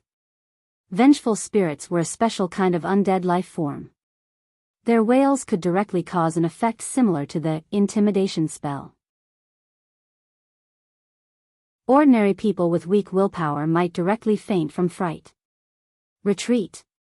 Prince Hans stopped the fleet outside the fog and waited for a moment, then gritted his teeth and said, "Let's go back first." It seemed like the battleships that did not catch up would not be able to return. The ghost ship did not leave the scope of the fog, which made his idea of hitting the target fail. Until now, he was not sure if the ghost ship appeared here by accident or if it was reinforcements invited by Arendelle, because everything was too coincidental. As soon as they arrived at the location of the signal flare, they encountered Arendelle's navy, and then they encountered the strange ghost ship. If this was really Arendelle's reinforcements, then the situation was a bit bad. Prince Hans couldn't help but feel a little gloomy when he thought of this. As the fleet of the southern island country left, some pale white phantoms vaguely appeared in the fog, and then a black ghost ship appeared. "Come back." As Soren's voice fell, the sea wraiths flying around the ghost ship all floated down, and then one by one they integrated into the ghost ship's sail. He did not chase after the enemy, because no matter how strong Soren was, he was only one person and one ship. Legendary professions may be very powerful, but there were more than 1 or 2 of them who had been besieged by the enemy. Even the saints, who were the incarnations of gods, could be besieged and killed. A quasi-legendary like him naturally did not dare to take risks. In fact, his purpose had been achieved. The navy of the southern island country had been hit so hard, and the morale would definitely be much lower. At most, the news of the south being looted by pirates would come in a few days. At that time, the navy's sailors would be eager to return home. Prince Hans would not stay here to fight with Arendelle unless he was crazy, and would not care about the pirate army raging in the southern island country's waters. Once his navy retreated, it would never be so easy to make a comeback. Soren had prepared a big meal for him on the west coast. He mobilized the pirate army to control the west coast and backed by the Northern Witch Council. As long as he finished his work, he could teach Prince Hans a lesson at any time. Night fell. Soren stood on the deck and looked at the sky. The stars tonight seemed a little dim, and many of the once bright stars seemed to be gray at the moment. These lights were getting weaker and weaker. It seemed that it would not be long before they went out. Even the bright moon under the night sky seemed to have a gray veil. Time passed little by little. Soren quietly waited for midnight to come. Dealing with Prince Hans was certainly not just a matter of defeating him on the sea. Soren was a quasi-legendary rogue. If a professional like him wanted to deal with a person by hook or by crook, the result would be terrible. If he was not sure that Prince Hans, as the crown prince of a country, would be protected by high-grade professions, he would be more inclined to directly behead the target. But this behavior was too risky. He was not sure how many legendary items Prince Hans had, let alone how strong the person responsible for protecting him was. Soren had always been very cautious. He would not do things that he was not sure of. Deep-sea diving. With Soren's order, the ghost ship dived into the sea again, and then gradually approached the location of Dragonbone Island. A huge black shadow in the sea also moved with it, and finally stopped about 3 kilometers away from Dragonbone Island. Get ready for battle. Soren changed into a suit, and with a cold light, he pulled out his curved sword. The ghost ship was quiet. He looked at the undead who were ready to stand by and said in a deep voice, "Be ready to support me at any time. If you see fire, bombard the enemy's dock from the south." The undead Naga siren nodded and said, "Yes, Master." Shadow hide. Soren's figure escaped into the night. With a magic aura, he gradually floated from the ghost ship and then landed lightly on the sea. Haste. Soren's toes tapped lightly on the sea, and then his whole body flew out. He stepped on the sea surface at high speed, and his whole body approached the location of Dragonbone Island like a sharp arrow. Soren was an assassin in the Underdark. If it weren't for the drow matriarch who wanted to squeeze him dry, Soren would have become a nightwalker in the Underdark. Soren had been active in the Underdark for many years, and he had long been familiar with the means of assassination and guerrilla warfare. Today, dealing with the navy of these southern island countries was just a small test. Pada. Soren's figure lightly landed on the wooden planks on the side of the port. There were warships docked on the dock, and many guards were responsible for training. He was not in a hurry to attack, but waited patiently. Found it. Soren's eyes flashed with a cold light, and then quietly moved towards a dark corner. He approached quietly, and then in an instant, he pulled out his sword. Poochie.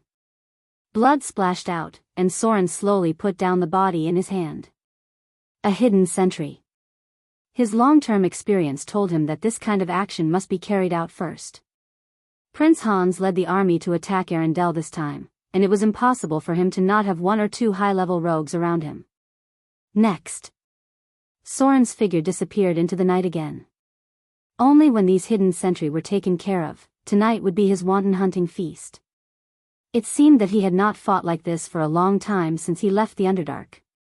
Fortunately, his skills were not out of practice.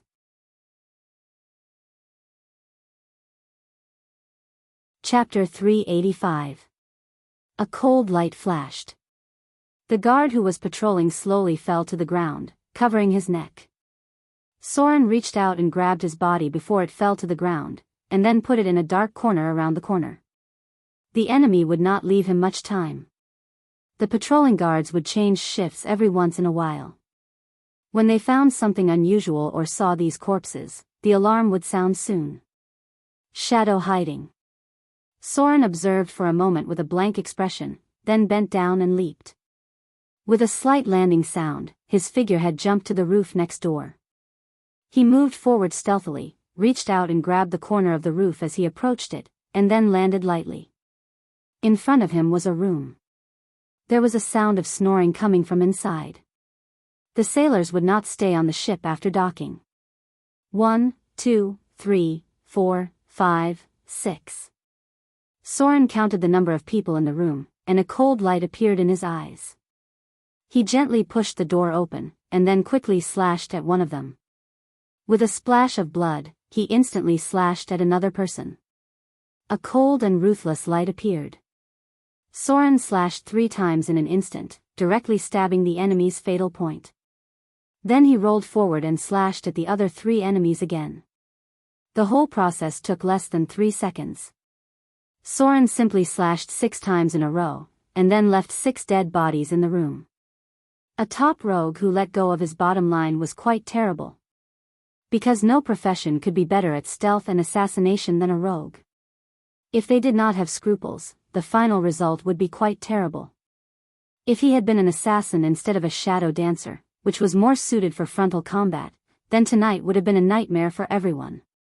Translator, Endless Fantasy Translation Editor, Endless Fantasy Translation, Arendelle. The palace was brightly lit at night. Princess Anna sat on the throne and listened.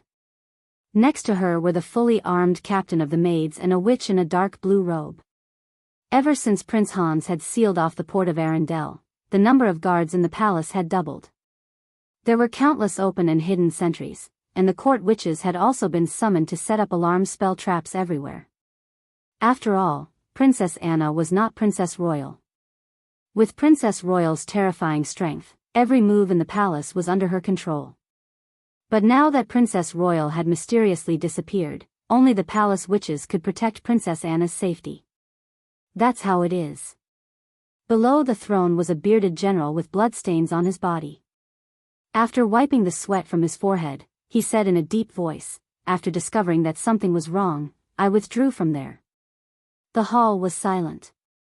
Princess Anna was wearing a pure white lace dress. After listening to the bearded general's report, she whispered, You mean? A specter ship appeared nearby?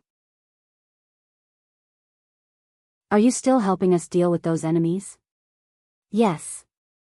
The bearded general nodded and said in a deep voice, It didn't attack us. I'm afraid that's the case. Hearing his words, the others present obviously did not believe it. The ice witch standing on the right side of Princess Anna frowned slightly and said, Most of the specter ships are wandering undead. Even if they appear, I'm afraid they won't help others. Maybe it happened to be attacking the Vrykul pirates and not you. Maybe it's just a coincidence. The bearded general glanced at her and said in a deep voice, I'm afraid that the specter ship is controlled by someone. I don't know if your Royal Highness has heard of the Beheader? The Beheader? Princess Anna's expression was a little blank. Since the mysterious disappearance of Princess Royal, she had been exhausted. On the one hand, she had to worry about the safety of her sister and find ways to find her. On the other hand, she had to deal with many things in the kingdom. As a girl who had just reached adulthood, it was not so easy for her to deal with the huge affairs of a kingdom. Sometimes she was so tired that she fell asleep on the desk. Especially after the Vrykul pirates looted the coast of Arendelle, there were more things she needed to deal with. In fact, she did not know much about things outside the Frost Kingdom. The Beheader? The only one present who had heard of this name was the Ice Witch. She was surprised and said, Do you mean the pirate king who has recently risen on the south coast? The Beheader, Soren. It is said that he also has a powerful specter ship under his command. How did he appear here? Is this the Frost Kingdom? And he is said to be active on the south coast. I'm afraid it's more than half a continent away from here. Soren. When she heard the name from the Ice Witch, Princess Anna could not help but tremble and then stood up in disbelief. Clatter. The crystal cup placed next to the throne fell to the ground and was accidentally knocked down by Princess Anna. But at this time, she was not in the mood to care so much. Her voice was a little surprised and joyful. She murmured, Soren? Do you mean his name is Soren? Did he appear? Did he really appear? Did he come back? Hearing Princess Anna's somewhat incoherent words, the others present were puzzled. Only the captain standing next to her was surprised. Perhaps she did not know who the Beheader was, let alone the pirate king who rose on the south coast half a continent away, but she knew the name Soren. She was even familiar with this name because this name was mentioned more than once in Princess Anna's mouth. Is it really him? Princess Anna seemed to suddenly remember something and said anxiously, No. It's too dangerous. He's alone. Summon the army immediately. I'm going to help him. How can he deal with so many enemies alone? The captain looked at the emotional Princess Anna and immediately reached out to hold her down. She said in a deep voice, "Your Majesty, don't worry. Maybe it's just the same name. Moreover, if it's really him, with his cautious character, he shouldn't act rashly. I'm afraid we have to figure it out first." Princess Anna gradually calmed down, but her expression became firm. She said seriously, "It's him. It must be him. He said that when I need him, he will come back, and he will stand behind me." Dragonbone Island. Under the pitch-black night, the massacre was carried out silently. After an unknown amount of time, a patrolling guard finally noticed that something was wrong. Then, he saw the corpses that were dragged to the corner. A sharp alarm sounded. In an instant, the whole island was alarmed, and the shouting spread everywhere, waking up those who were still asleep. Enemy attack. Enemy. Assassin. There was a burst of panic, but it was eventually drowned out by a series of explosions. Rumble. There was a series of explosions near the port. It seemed that the place where gunpowder was stored was ignited. The explosions turned the entire port into a sea of fire. But this was just the beginning. Boom. Boom. Boom. Boom. The sound of artillery fire came. In the dark night, a fog appeared in front of the port, and then a black warship appeared from the fog. The intense firepower poured down on the warships docked near the port.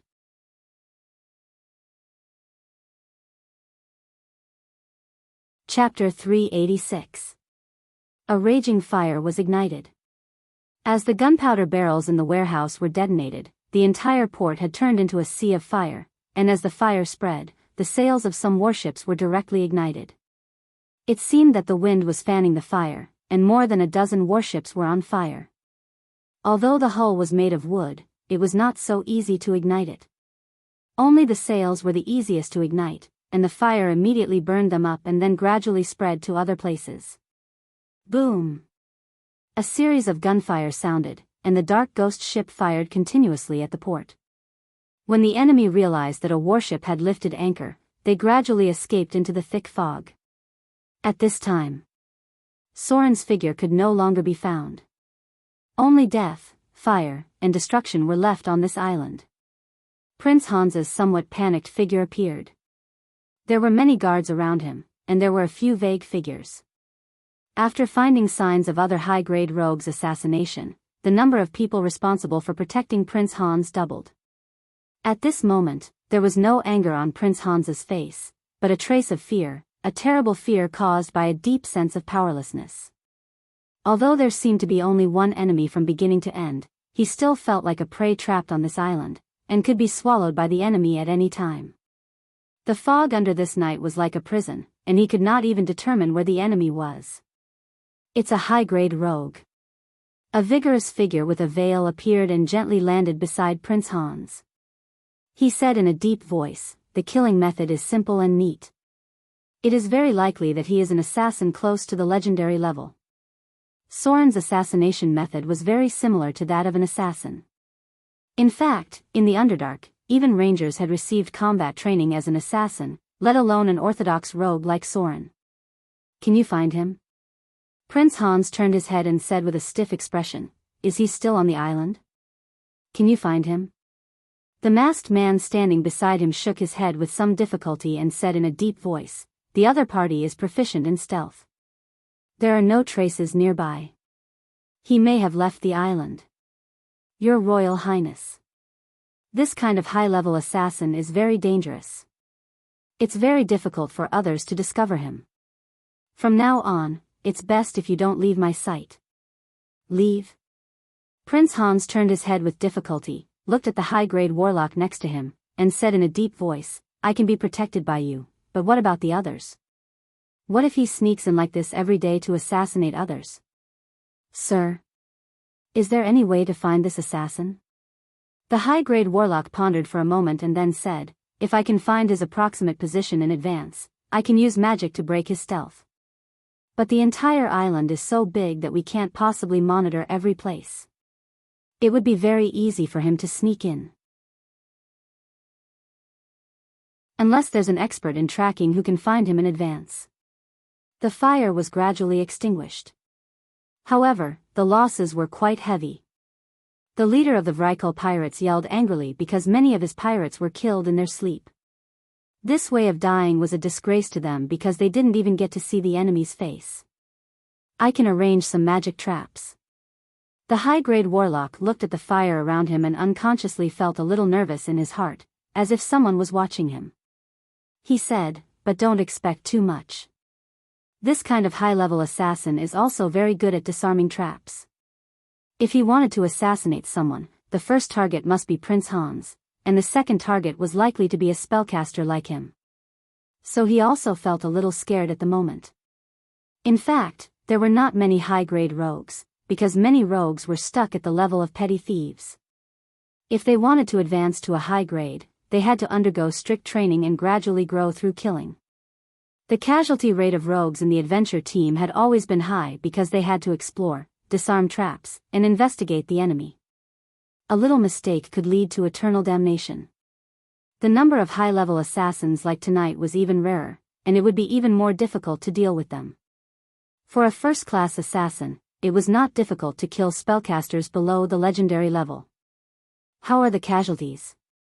Prince Hans stood in the crowd and asked a naval officer next to him, "How many of our men did we lose?" The naval officer looked a little panicked and lowered his voice. "The casualties are not very high. Many of the dead were Vrykul pirates. Many of our men were on the ship. But our gunpowder warehouse was ignited, and I'm afraid there is not enough ammunition. There was also an explosion in the place where we stored the materials. The loss is probably not small." Prince Hans heard the words and slammed the wall in front of him. He said with a ferocious expression, "Damn it, the result of this night's battle was quite brilliant." Soren stood on the deck of the Dead Man's Voice, watching the flames on the distant island that had not yet been extinguished. He did not expect that the enemy would set up the warehouse where the gunpowder was stored near the port, and the defensive force was not very strong. This was simply great luck. Then there was the scene after he evacuated. He directly ignited the gunpowder barrel and blew up the whole warehouse. This time, the navy of the southern island countries could be said to have suffered a heavy blow. It was estimated that they would not be able to attack Arendelle with only the materials stored on the warship. Because of today's incident, he was afraid that they would increase their defense in the next few days. Soren was going to take it slow and wait for the incident on the west coast to brew. As long as the news of the southern island countries being attacked by pirates came back, Prince Hans would not be able to sit still. After taking one last look at the burning Dragonbone Island, Soren ordered the Dead Man's Voice to return. Today's battle was very rewarding. Because after so many battles, Soren finally got a legendary level special background ability. Death Walker. Death Walker, legendary background ability. You have become accustomed to death and blood after killing again and again. Ending life has become as simple as eating and drinking for you. You are ruthless to the enemy. You have ended thousands of lives in your hands. You have begun to ignore death. In battle, you will awaken the ability of the Death Walker, which will make you have no mercy for the enemy. Even spells such as Friendly Spell will not affect your judgment at all. At the same time, the aura of death will further strengthen your intimidation ability, forming a kind of pressure that affects all nearby people. Any enemy who fights with you must go through a forced test of will. Otherwise, they will fall into a state of panic because of fear. Permanent will +3, intimidation +50. Note, because you have ended too many lives, you may attract the attention of some beings in the spiritual realm. Death Walker. As Soren's enemies reached more than 1,000, he finally got this legendary slaughter background ability. And because of the additional intimidation ability of the Death Walker, Soren's intimidation had become a basic skill, second only to sneak and knowledge. His intimidation skill had reached 135 points. However, the most important ability of the Death Walker was not the increased will and intimidation, but the intimidation effect caused by the death energy. This was an invisible range ability. It could be understood as a weakened version of Dragon's aura, making weak enemies lose the courage to fight when facing him. This ability could greatly strengthen Soren's way of coping when facing a siege. If combined with the gaze of fear ability added by the divinity of fear, ordinary soldiers would not even have the courage to fight against him now. This was similar to the ability of demons. High-grade abyssal demons would inflict fear on the enemy in battle. Many times, an army had the ability to kill a high-grade demon, but in the end, they were easily defeated because of fear. Dawn was coming. Before Soren got close to Arendelle, he let the ship dive to the bottom of the sea, and then returned to the port alone. He was waiting for news from the south.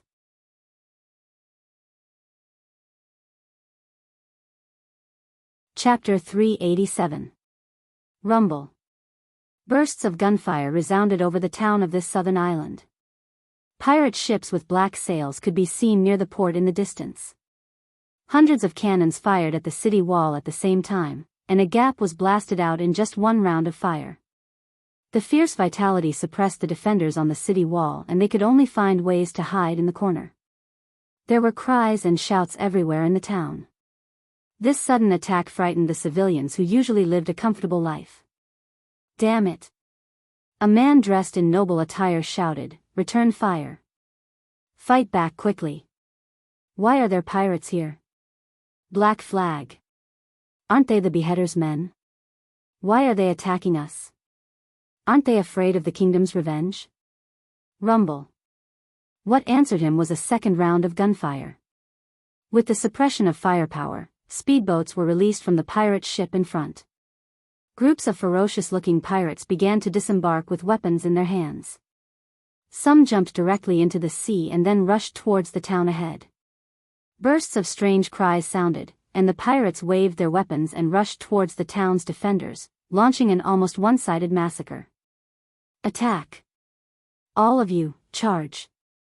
A cold light appeared in the one-eyed man's eyes, and he shouted in a deep voice, "Don't worry about those ordinary people. Break through the governor's mansion. What can those civilians do? Let's end this quickly.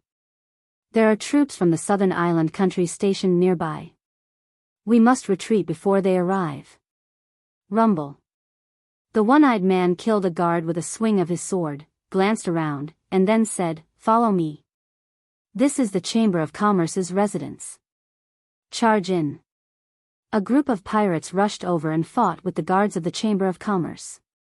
The whole town has been plunged into war, but the core of the battle was still where the nobles and merchants lived. The slums were not affected much, because no pirate would be stupid enough to rob there. There was no profit there. At most, they could snatch some rotten bread and a few pieces of copper dirhams from them. Soon, one of the Chamber of Commerce's residences was captured. Among the bloody corpses lying on the ground, 2 burly pirates carried a box. At this time, another garrison counterattacked, and they immediately picked up their weapons to fight. Whoosh!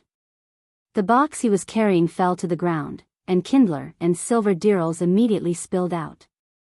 The shiny gold coins attracted the attention of many people. Then a few guys who looked a little different from the pirates rushed over and grabbed a handful of gold coins, ready to stuff them into their pockets. Clang! A cold light flashed. One-eyed pirate swung his sword and beheaded the pirates who were trying to rob him. He then looked around coldly. His gaze stopped on the leader of another group of pirates and roared, "Have you forgotten the rules set by Sir Soren? Whoever dares to act recklessly will end up like him." There were clearly 2 groups of pirates attacking. One group was well organized and ferocious, attacking the warehouses and mansions in a planned and arranged manner. The other group was looting wherever they went. Some pirates wanted to retreat after getting something.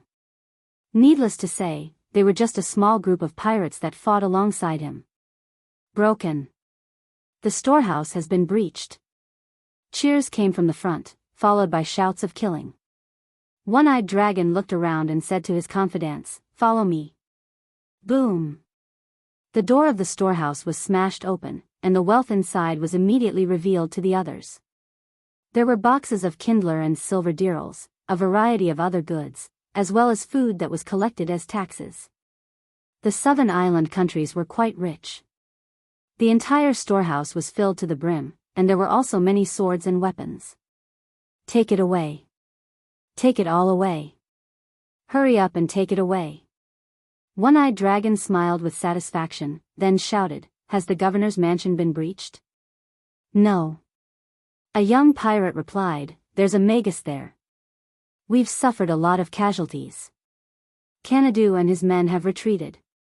Let those guys go and waste their time with them." "Wizard?" One-eyed dragon heard this and narrowed his eyes, then said, "Then let them have it. Hurry up and take it away.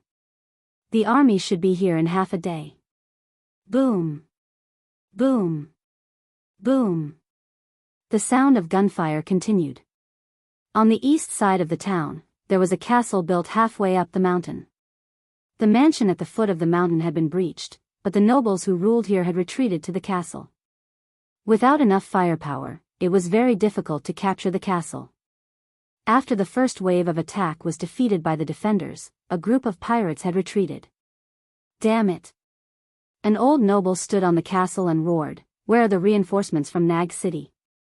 Why haven't they come yet? These damn pirates! I want..." Boom!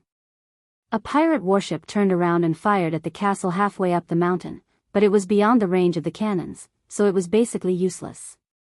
The battle was still going on. However, some pirates began to retreat in an organized manner, carrying boxes of gold, silver, and goods back. In the end, they didn't even let go of the food in the storehouse. They carried sacks of it back to the warship. The whole town was a mess. Many places were on fire, and cries could be heard everywhere. Sporadic battles were still going on in some corners. By the time these pirates retreated, the whole town had almost turned into ruins. The only intact place was the slums, which had no profits. Another place that was almost unaffected was the temple. Few pirates dared to attack the temple, so it had become a shelter for the poor.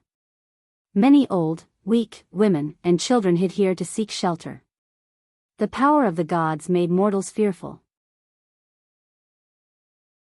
Even these fierce and cruel pirates did not dare to attack the temple. Boom! Boom! Boom!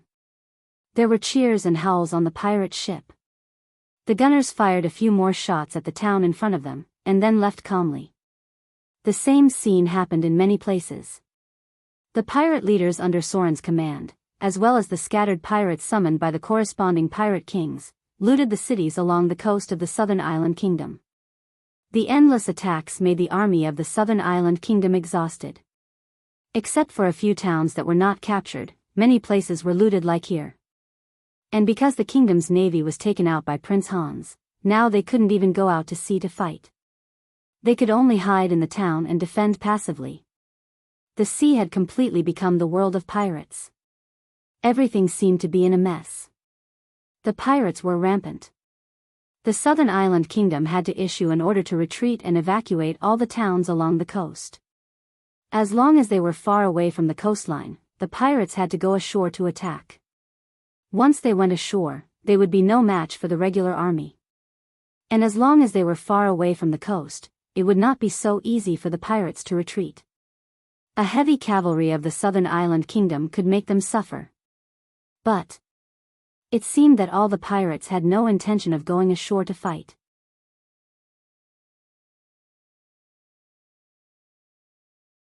Chapter 388. Arendelle. Soren sat in the corner of the Copperforge Tavern and waited quietly. About half an hour later, the gloomy man he had seen before appeared here. Compared to the last meeting, this time his expression was more respectful, and there was even a trace of panic and fear. It seemed that he didn't dare to look directly into Soren's eyes. "Your Excellency." He bowed slightly and handed a sealed document to Soren, and said in a deep voice, "This is what you want." Soren nodded and reached out to take it, then opened it and quickly glanced at it. He slowly said, "Has the attack begun? It seems that Prince Hans will retreat soon. Help me pass on another order. The fleet of the Southern Island countries has been hit hard. I need them to gather the enemy in the Dark Tide Strait and hit the fleet of the Southern Island countries."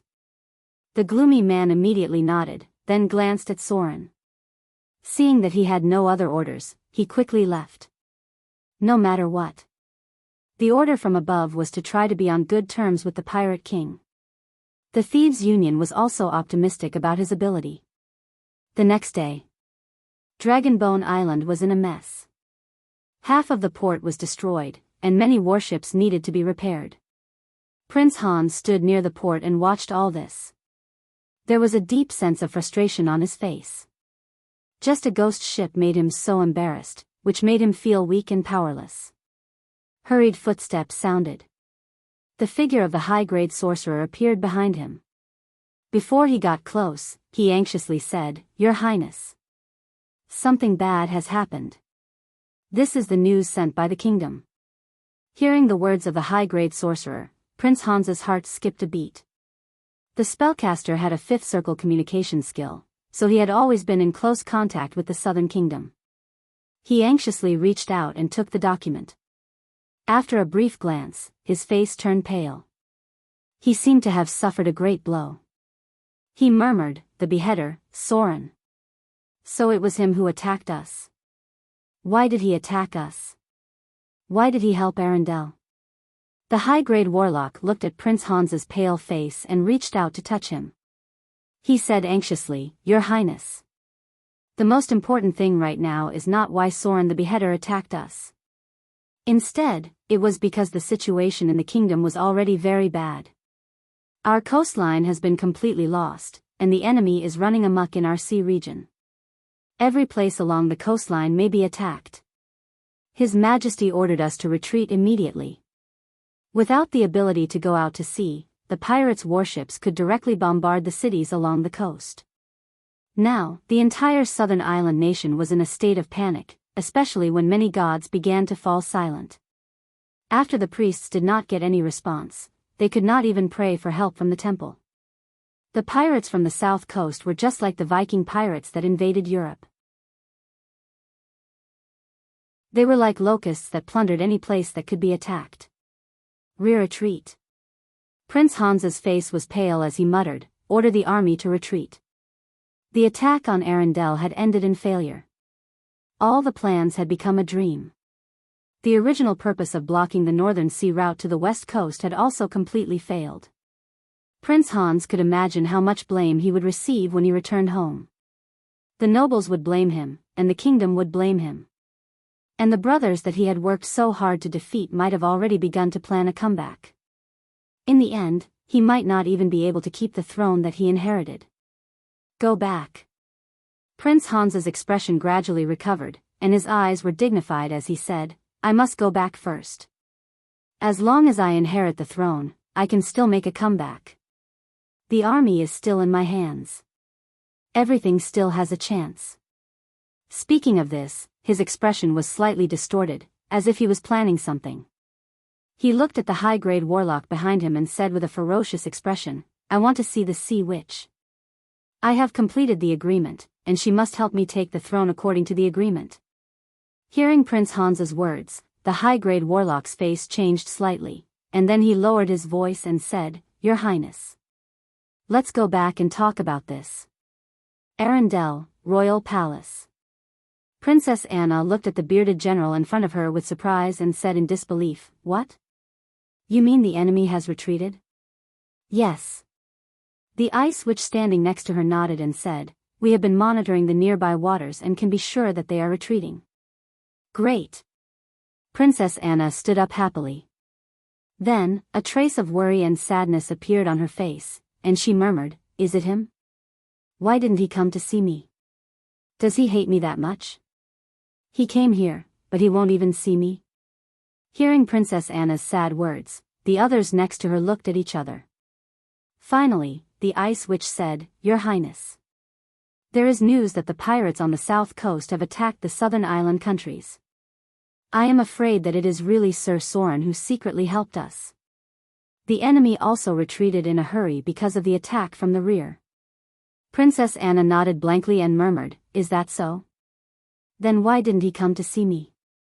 There was a burst of hurried footsteps. At this moment, a guard suddenly rushed up and shouted, "Not good. Ghost ship. A ghost ship has appeared in the port." Everyone raised their heads in surprise.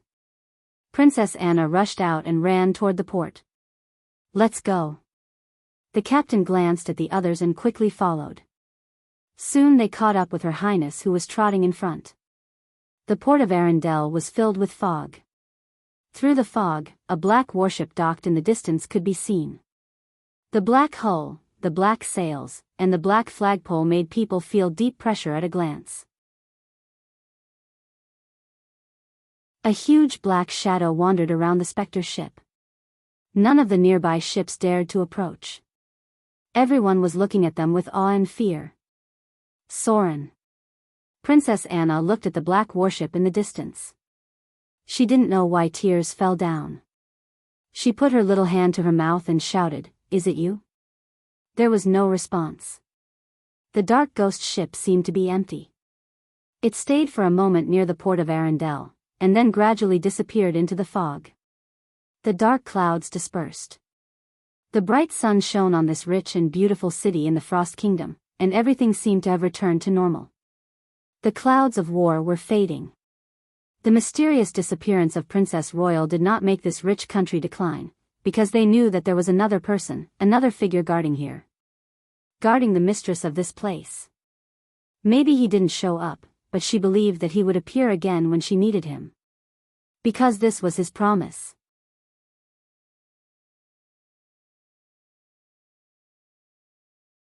Chapter 389. Arendelle regained his calm. However, Soren's war was not over yet, because he had to teach Prince Hans a painful lesson. Otherwise, when he recovered, he would definitely threaten the west coast. Soren absolutely did not want to see another threat. As long as Prince Hans's fleet was destroyed, he would not be able to threaten Soren's rule of the west coast in a short time. This was because the time, energy, and wealth needed to build a fleet was far more than the reconstruction of a legion on land. Only by destroying the navy of the southern island countries could Soren let his pirate leaders control the route to Arendelle. South Coast, the Outer Islands.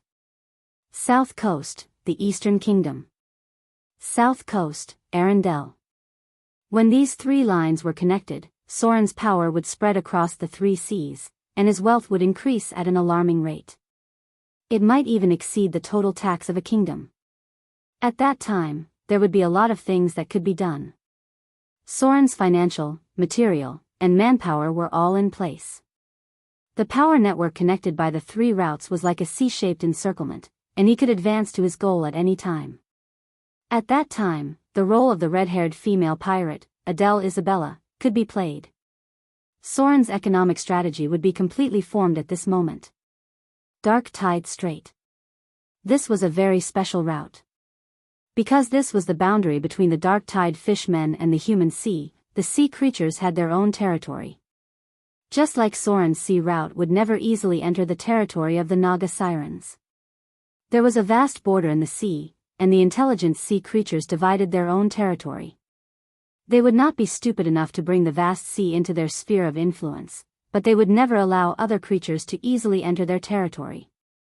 Therefore, there were some places in the sea that could not be easily entered, especially when a large fleet was sailing. On land, it was like a legion under your command all the way to the territory of other countries. The most likely result of this was a war. The Dark Tide Strait was a demarcation point. The mutated dark tide fishmen had built their own kingdom at the bottom of the sea. They had magnificent cities and palaces, just like the other mutated creatures on the sunken continent, living a life that was almost isolated from the world. Marine creatures rarely communicated with humans. In fact, with the protection of the sea goddess, Soren still had a hard time interacting with the Naga sirens. Marine species were full of aggression. In Soren's memory, marine creatures were ranked at the top of the list of the most difficult places to gain reputation. It was even easier to gain friendliness with the ogres. Just send more meat. The ghost ship approached. On the side of the strait, there were densely packed pirate ships that were ready to set off. A few of them were large warships, but most of them were small fast ships. Due to the narrow terrain of the strait, fast ships could fight more flexibly, and it was convenient for the pirates to land and fight. Almost half of the pirate leaders under Soren's command came, but he did not see the half-elf first mate. The leader was the red-haired female pirate, Adele Isabella. Soren naturally guessed something, but he did not care. The southern island countries still had some military forces, and the coastline there needed to be controlled. Although Soren set off from Arendelle later, he arrived at the Dark Tide Strait first. With the appearance of the ghost ship, the pirates immediately felt excited. This was the power of a leader. Since Soren's rise on the south coast, he had not tasted defeat. Naturally, the pirates under his command were full of confidence in the upcoming battle. Morale was accumulated through victory after victory. Perhaps some people like to use encouraging words to boost morale, but Soren believed that victory gave them courage. Words were actually very weak. Unless it was a desperate situation where there was no way out, the morale of the troops should be built up through battle after battle. Your Excellency Soren. The red-haired female pirate, Cyclops, Scarface, Knight, Giant, and other pirate leaders gathered. They knelt down on one knee in front of Soren, bowed and said, "We are all ready for battle."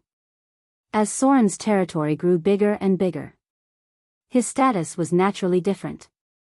Although he was still the pirate king, some people thought that he had almost established a pirate kingdom. Pirates should be chaotic. But he established the Order of Pirates, although this order was accumulated with blood and slaughter. But order was order, and order would make rules. The rules belonged to pirates. Especially after Soren single-handedly defeated the navy of the southern island countries, some of his subordinates even proposed to reformulate the legendary Pirate Code. The ruler of the south coast, the beheader, the master of Modo, the protector of the sea goddess, and the protector of Arendelle, Soren, to reformulate the legendary Pirate Code to establish his supreme position among pirates. The King of the Three Seas. The pirate leaders under Soren believed that Soren was already qualified to be the pirate king who ruled the south, west, and north coasts. And as Soren's right-hand men, their status should also be further improved. Prepare for battle. Soren's figure flew into the air. Flying allowed him to overlook the sea from a high altitude, and then easily found the approaching enemy in the distance. The enemy was entering the strait. Prince Hans probably never dreamed that the pirates of the south coast would ambush him here. For a long time, pirates did not dare to fight with the regular army. Soren should be the only person who led pirates to fight against the kingdom's navy in the past 100 years. This was not a personal grudge between pirate kings. Once the battle started, it was equivalent to declaring war on a kingdom. But Soren now had such confidence and strength, because he was the real king of the sea. Boom! The muffled sound of gunfire rang out. When the enemy appeared in sight, the pirate ships immediately began to attack. The fast ships were full of pirates waving their weapons and shouting. These guys immediately threw the hooks in their hands after approaching the enemy's warships. A huge shadow emerged from the bottom of the sea. Not only did the figure of the mutant killer whale appear, but also another huge twisted body appeared. It was a sea snake with 3 heads. After the incarnation of the sea goddess descended, it became Soren's servant. Black flag. It's pirates. Prepare for battle. The black warships in front of them all hung the black flag that represented Soren's subordinates. When they saw that the number of enemies in front of them was no less than their own, the navy of the southern island immediately shook. The nightmare of a few days ago seemed to be still in front of them, and now they were facing a greater challenge. The entire pirate coalition on the south coast. Prince Hans stood on the deck, his whole body cold, and a trace of despair appeared on his face. This was because he saw the ghost ship appear in the distance, the ghost ship that had appeared in his nightmares. Your Royal Highness. The high-grade warlock's expression was also a little panicked. He pulled Prince Hans next to him and whispered, "Get ready to retreat. We can't be the enemy's opponent." Retreat? Prince Hans's expression was a little numb. He murmured, "How to retreat? Retreat to Arendelle?" The high-grade warlock's gaze was somewhat evasive. As a high and mighty spellcaster, he didn't want to lose his life here. He said in a voice that only Prince Hans could hear, I have set up a teleportation array on the ship, which can directly teleport us to my tower. Teleportation array? Prince Hans's expression showed a trace of vitality, and he said with an ugly face, "What about them? We can retreat. What about these troops?" The high-grade warlock's face was resolute. He lowered his voice and said, "Your Royal Highness. We can't care so much now. Wait for the enemy to rush over. It won't be so easy for us to retreat again." The pirate army was unstoppable. The pirate leaders under Soren's command were all high-grade professions who grew up in battle. They were all high-grade professions that grew up in battle. Perhaps none of them had advanced into the legendary realm, but many of them used to be the leaders of pirates and had rich combat experience. Not to mention, there were still 2 sea monsters and Sauron's ghost ship. The pirate minions were all in high morale and roaring. The battle on Raging Sand Island had just ended. They were basically not afraid of the scene in front of them. Some of the pirate minions even thought that the terrible light would appear again. Super Arcane Crystal Pulse Cannon. Prince Hans stood stiffly in the same place. In the end, he gritted his teeth, handed over the command to the admiral next to him, and then followed the high-grade warlock into the cabin. The flank had been disrupted by the sea monsters. If they didn't leave now, they might not have a chance. On the other side, Soren was also looking for Prince Hans's warship. It was naturally the best thing to solve the enemy once and for all. However, the enemy would not be so stupid to let the warship appear at the front. It was completely giving the enemy a chance to focus fire on it. In a naval battle of this scale, even the dragon-headed warship with the strongest defensive ability was in the center. Only the ghost ship, a special warship that could dive into the sea, could allow Soren to swagger among the enemy. The battle in the Dark Tide Strait continued. However, the result of the battle was predictable. No one noticed that on the other side of the strait, some sea creatures with dark scales were also watching them. "Don't worry about them." A strange creature covered with dark green scales was watching the front. It had a mouth that was close to half the size of its head and a strange green metal weapon in its hand that looked like a sea fork. Near it were many sea creatures of similar size. Their bodies were all covered in dark scales, and they stayed in the sea like an army. The Dark Tide Fishman, who looked like the leader, sneered and said slowly, "It's just an internal war among humans. As long as they don't enter our territory, don't worry about them. If they dare to enter our waters, immediately sink all their warships." These sea creatures dived back into the sea. However, some dark green figures could still be seen in the area outside the strait. P.S. There is only one update today. This naval battle is over. Next is the plot of the God line.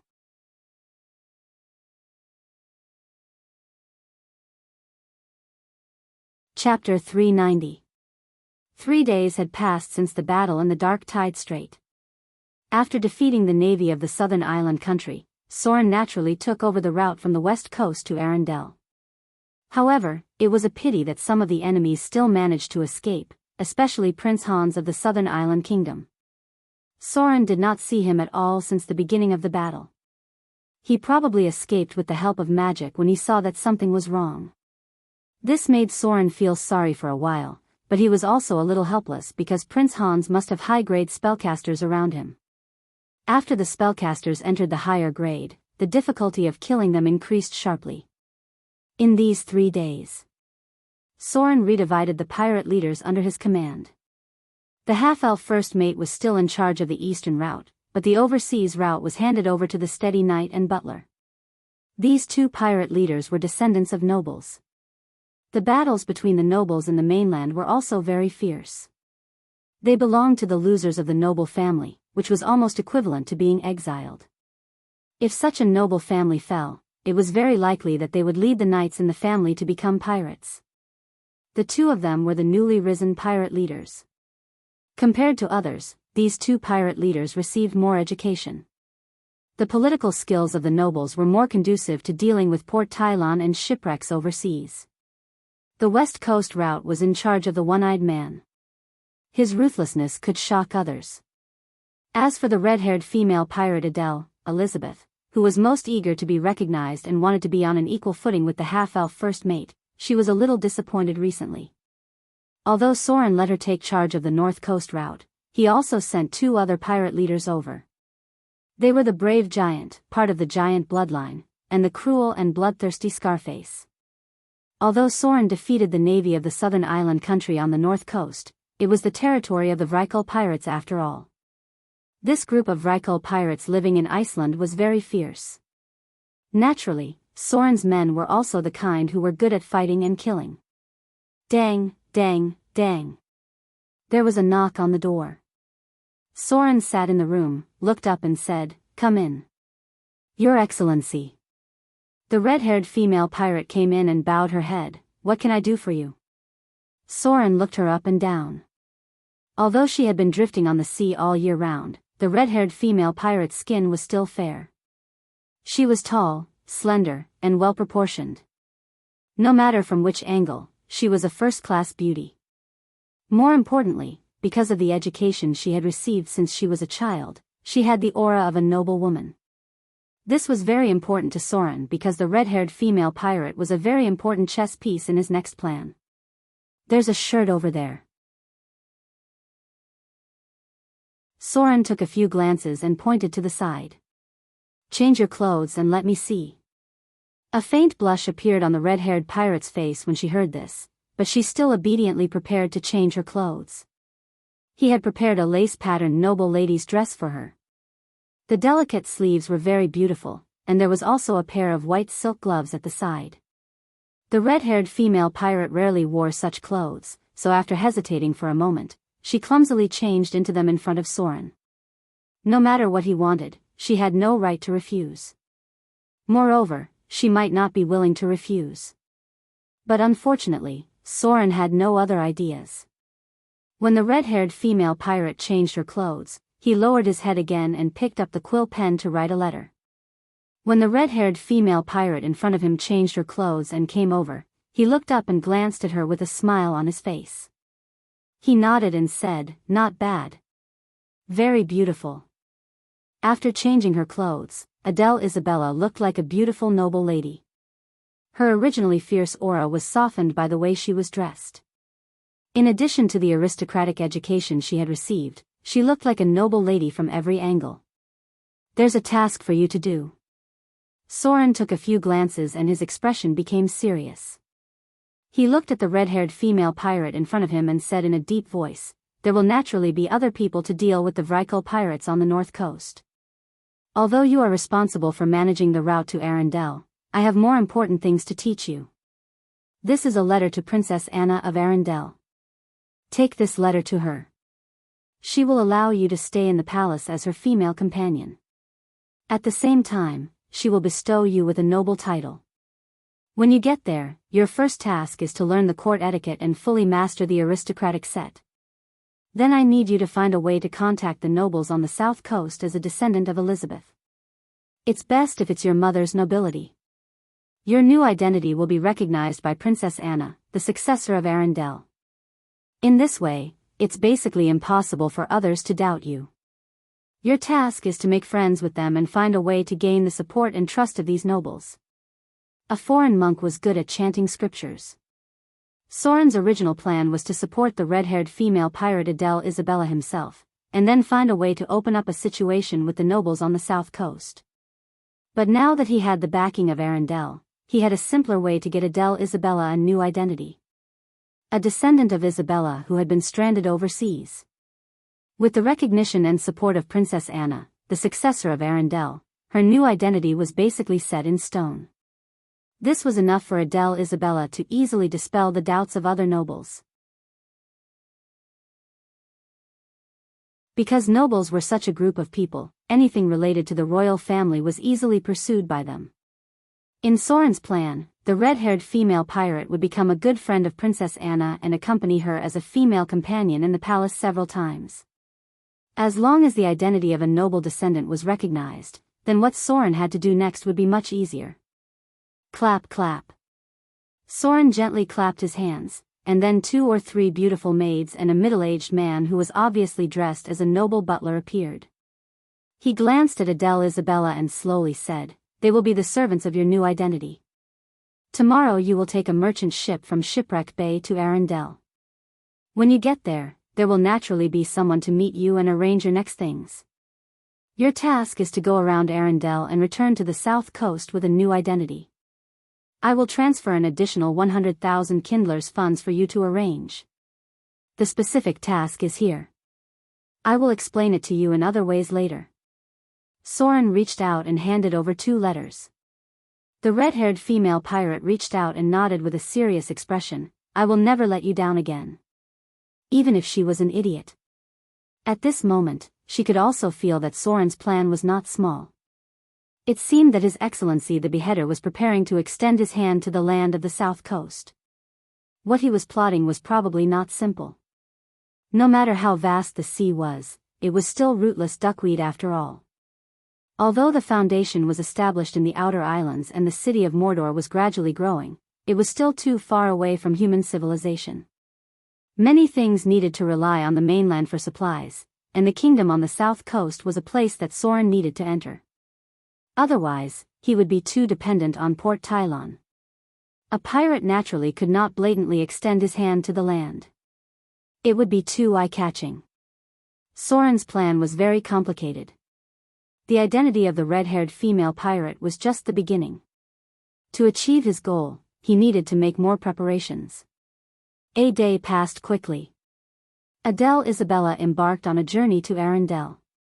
The middle-aged butler with a rigid expression tirelessly told her about the things that nobles should pay attention to, and she listened very carefully.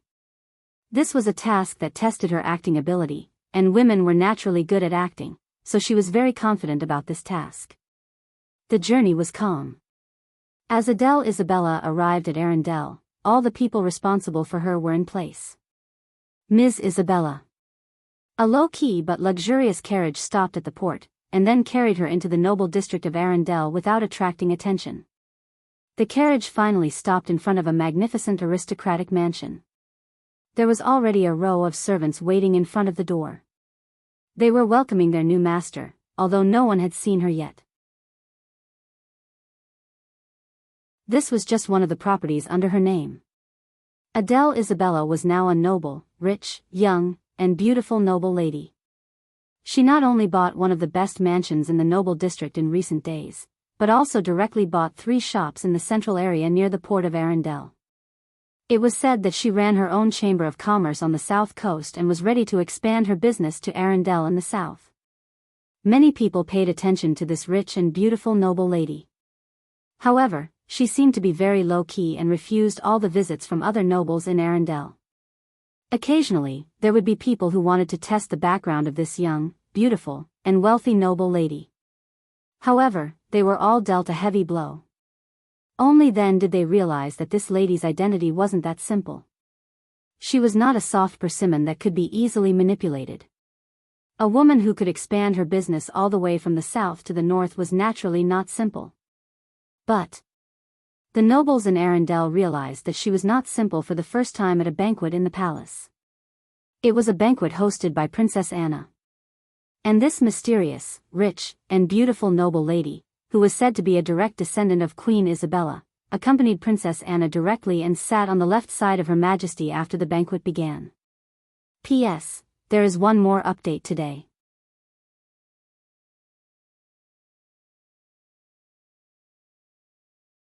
Chapter 391. Soren did not waste too much time. After he sent the blueprint for a new round of construction to the outer islands, he continued to prepare to complete the chain quest of the 4 elemental stones. Now he was getting closer and closer to the realm of legends. It was estimated that after completing these quests, he would be able to advance to the realm of legends. At that time, he might be able to try to fuse the shards of divinity obtained from the quests. A sealed shard of divinity, which was said to come from a fallen evil god, was still a little dangerous. It required a very high will to fight against the remaining power of the divinity. Therefore, Soren was also hesitant about whether he should give the shard of divinity to Vivian to absorb. The will of the gods was a very troublesome thing. After all, Vivian was still too young. Her will was definitely not comparable to Soren, who had experienced so much. As time passed, it slowly spread. The matter of defeating the navy of the southern island countries was also brewing. Soren finally got a new legendary point, and he got two at once. Fog Sea Battle, Legendary Battle. In early March 1676 of the New Moon era, you single-handedly sniped the coalition forces of the southern island countries and the Vrykul pirates in the waters near Arendelle. In this battle, you severely damaged the enemy and repelled the navy of the southern island countries. The legend of the ghost ship gradually spread to the Frost Kingdom. The result of this battle is still brewing. There are faint rumors among the people that you are the guardian of Arendelle. Legendary Point +2, Dark Tide Sea Battle, Large Battle. In mid-March 1676 of the New Moon era, you led the pirate army near the Dark Tide Strait to attack the retreating army of the southern island countries. In this battle, you severely damaged the navy of the southern island countries and brought the west coast into your sphere of influence. With the victory of this battle, your reputation among the pirates has become higher and higher. Some people have even proposed to formulate the pirate code in your name that represents the Pirate King. Legendary Point +3. The two legendary points were calculated separately. Perhaps because of the difference between these two battles, Soren got 5 legendary points this time. With the increase of legendary points, personal reputation would also increase, and more people would know about you. Normally, adventurers would only have around 10 legend points at most, which meant that they were quite famous in a certain area. Once a player's legendary points reached around 20 points, their reputation would spread far and wide. It was possible that many people in a kingdom would have heard of their legend. For example, when Soren had just become the Pirate King. When a person's legend points exceeded 30 points, the range of their fame would quickly expand. It could be said that their fame had already spread to half the continent. 50 legendary points was a watershed. If one wanted to advance further, one would either have to do something that would make one a household name, or find a way to spread one's name outside of the continent. Take Soren for example. Although he was quite famous among the pirates and had heard of him in various kingdoms, he was still a pirate. However, no one in the Underdark knew who he was. As for the other planes like the Bottomless Abyss, Bator Inferno, Elysium Wilderness, and the Grey Realm, they had no idea who Soren was. Frost Kingdom. Soren once again came to the Frost Kingdom, but this time he was not going to Arendelle. Instead, he was heading towards the Frost Mountains. This was the territory of the ice trolls. Although Soren already had the ability to challenge these creatures with amazing regenerative abilities, he did not have the idea of using them to level up his profession. Because these monsters were not easy to kill. Their regenerative abilities were too abnormal. More importantly, the trolls here had spell-like abilities. Perhaps because they lived in too cold an area, these ice trolls had mutated into spell-like creatures. They were creatures that could cause people to fail miserably. Moreover, there was a certain chance of encountering a troll witch doctor, a kind of spellcaster similar to a shaman. Rogues were naturally at a disadvantage against them. Monsters like trolls could grow their heads after being chopped off. Stabbing their hearts would be fine, which was not in line with Soren's fighting style. Moving along the cold Frost Mountains, Soren gradually entered a valley in the mountains. There was steep ice on all sides. As the number of creatures entering here began to decrease sharply, some elementals that were difficult to deal with appeared. Ice Elemental. Ice Elemental, Grade 4. Challenge Rating, Level 10, Monster Level, 15, possesses spell-like abilities.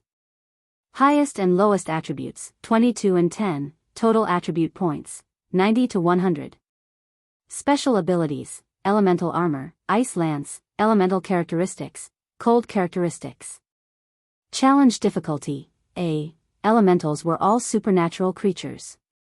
Basically, they were around Grade 4. They were difficult enemies for ordinary people to deal with. Even the pirate leaders under Soren's command found it difficult to deal with them. Ice Elementals were ice bodies up to 2 meters tall. Like Earth Elementals, they only had a vague human shape. Their bodies were close to light blue, and they were completely composed of very hard ice. There were basically no fatal points on their bodies. Any injuries could be gradually healed. They only needed to refreeze the water into ice. Therefore, dealing with them must be done in one go. As they entered the territory of the ice elementals, the legendary curved sword, Icing Death, began to emit a cold light. When the nearby temperature was close to zero, Icing Death would automatically emit a strange light and then extinguish the nearby flames. It could reduce the cold damage that Soren received. This level of battle was not difficult for Soren. He easily defeated these ice elementals, and then gradually went deeper into the altar. The real highlight was the giant elemental that appeared after taking away the elemental stone. The last time it appeared was a legendary earth giant. This time, he did not know what would appear. After all, Soren did not fully understand it. The altar was very similar to the one he saw last time. Soren approached carefully, then groped around the altar, and soon found the elemental stone, water. Rumble. When he took out this elemental stone, the ice under his feet immediately began to shatter, and then a huge arm suddenly stretched out from under the altar. The ground cracked in all directions like a spider web. It was only the size of an arm, but it had already reached the height of Soren. Rumble. A huge body appeared. A creature with an upper body made of ice and a lower body made of spiral-shaped water like a whirlpool appeared. Ice Jin. Demigod, damn it. Soren's face changed slightly. In a flash, he escaped into the shadows and then fled out of the valley. The elemental Jin were all demigod creatures, much more powerful than the elemental elders. Some could even directly fulfill the wishes of mortals, just like the legendary magic lamp. Such an enemy was not easy to deal with. However, just as Soren fled out of the valley, the ice Jin rushed out of the ground and suddenly said, "I'm finally free." Mortal. Did you release Coronagus? You're tuning into the Dreamy Love Stories YouTube channel. Don't forget to subscribe and join us on this journey to catch the most captivating stories.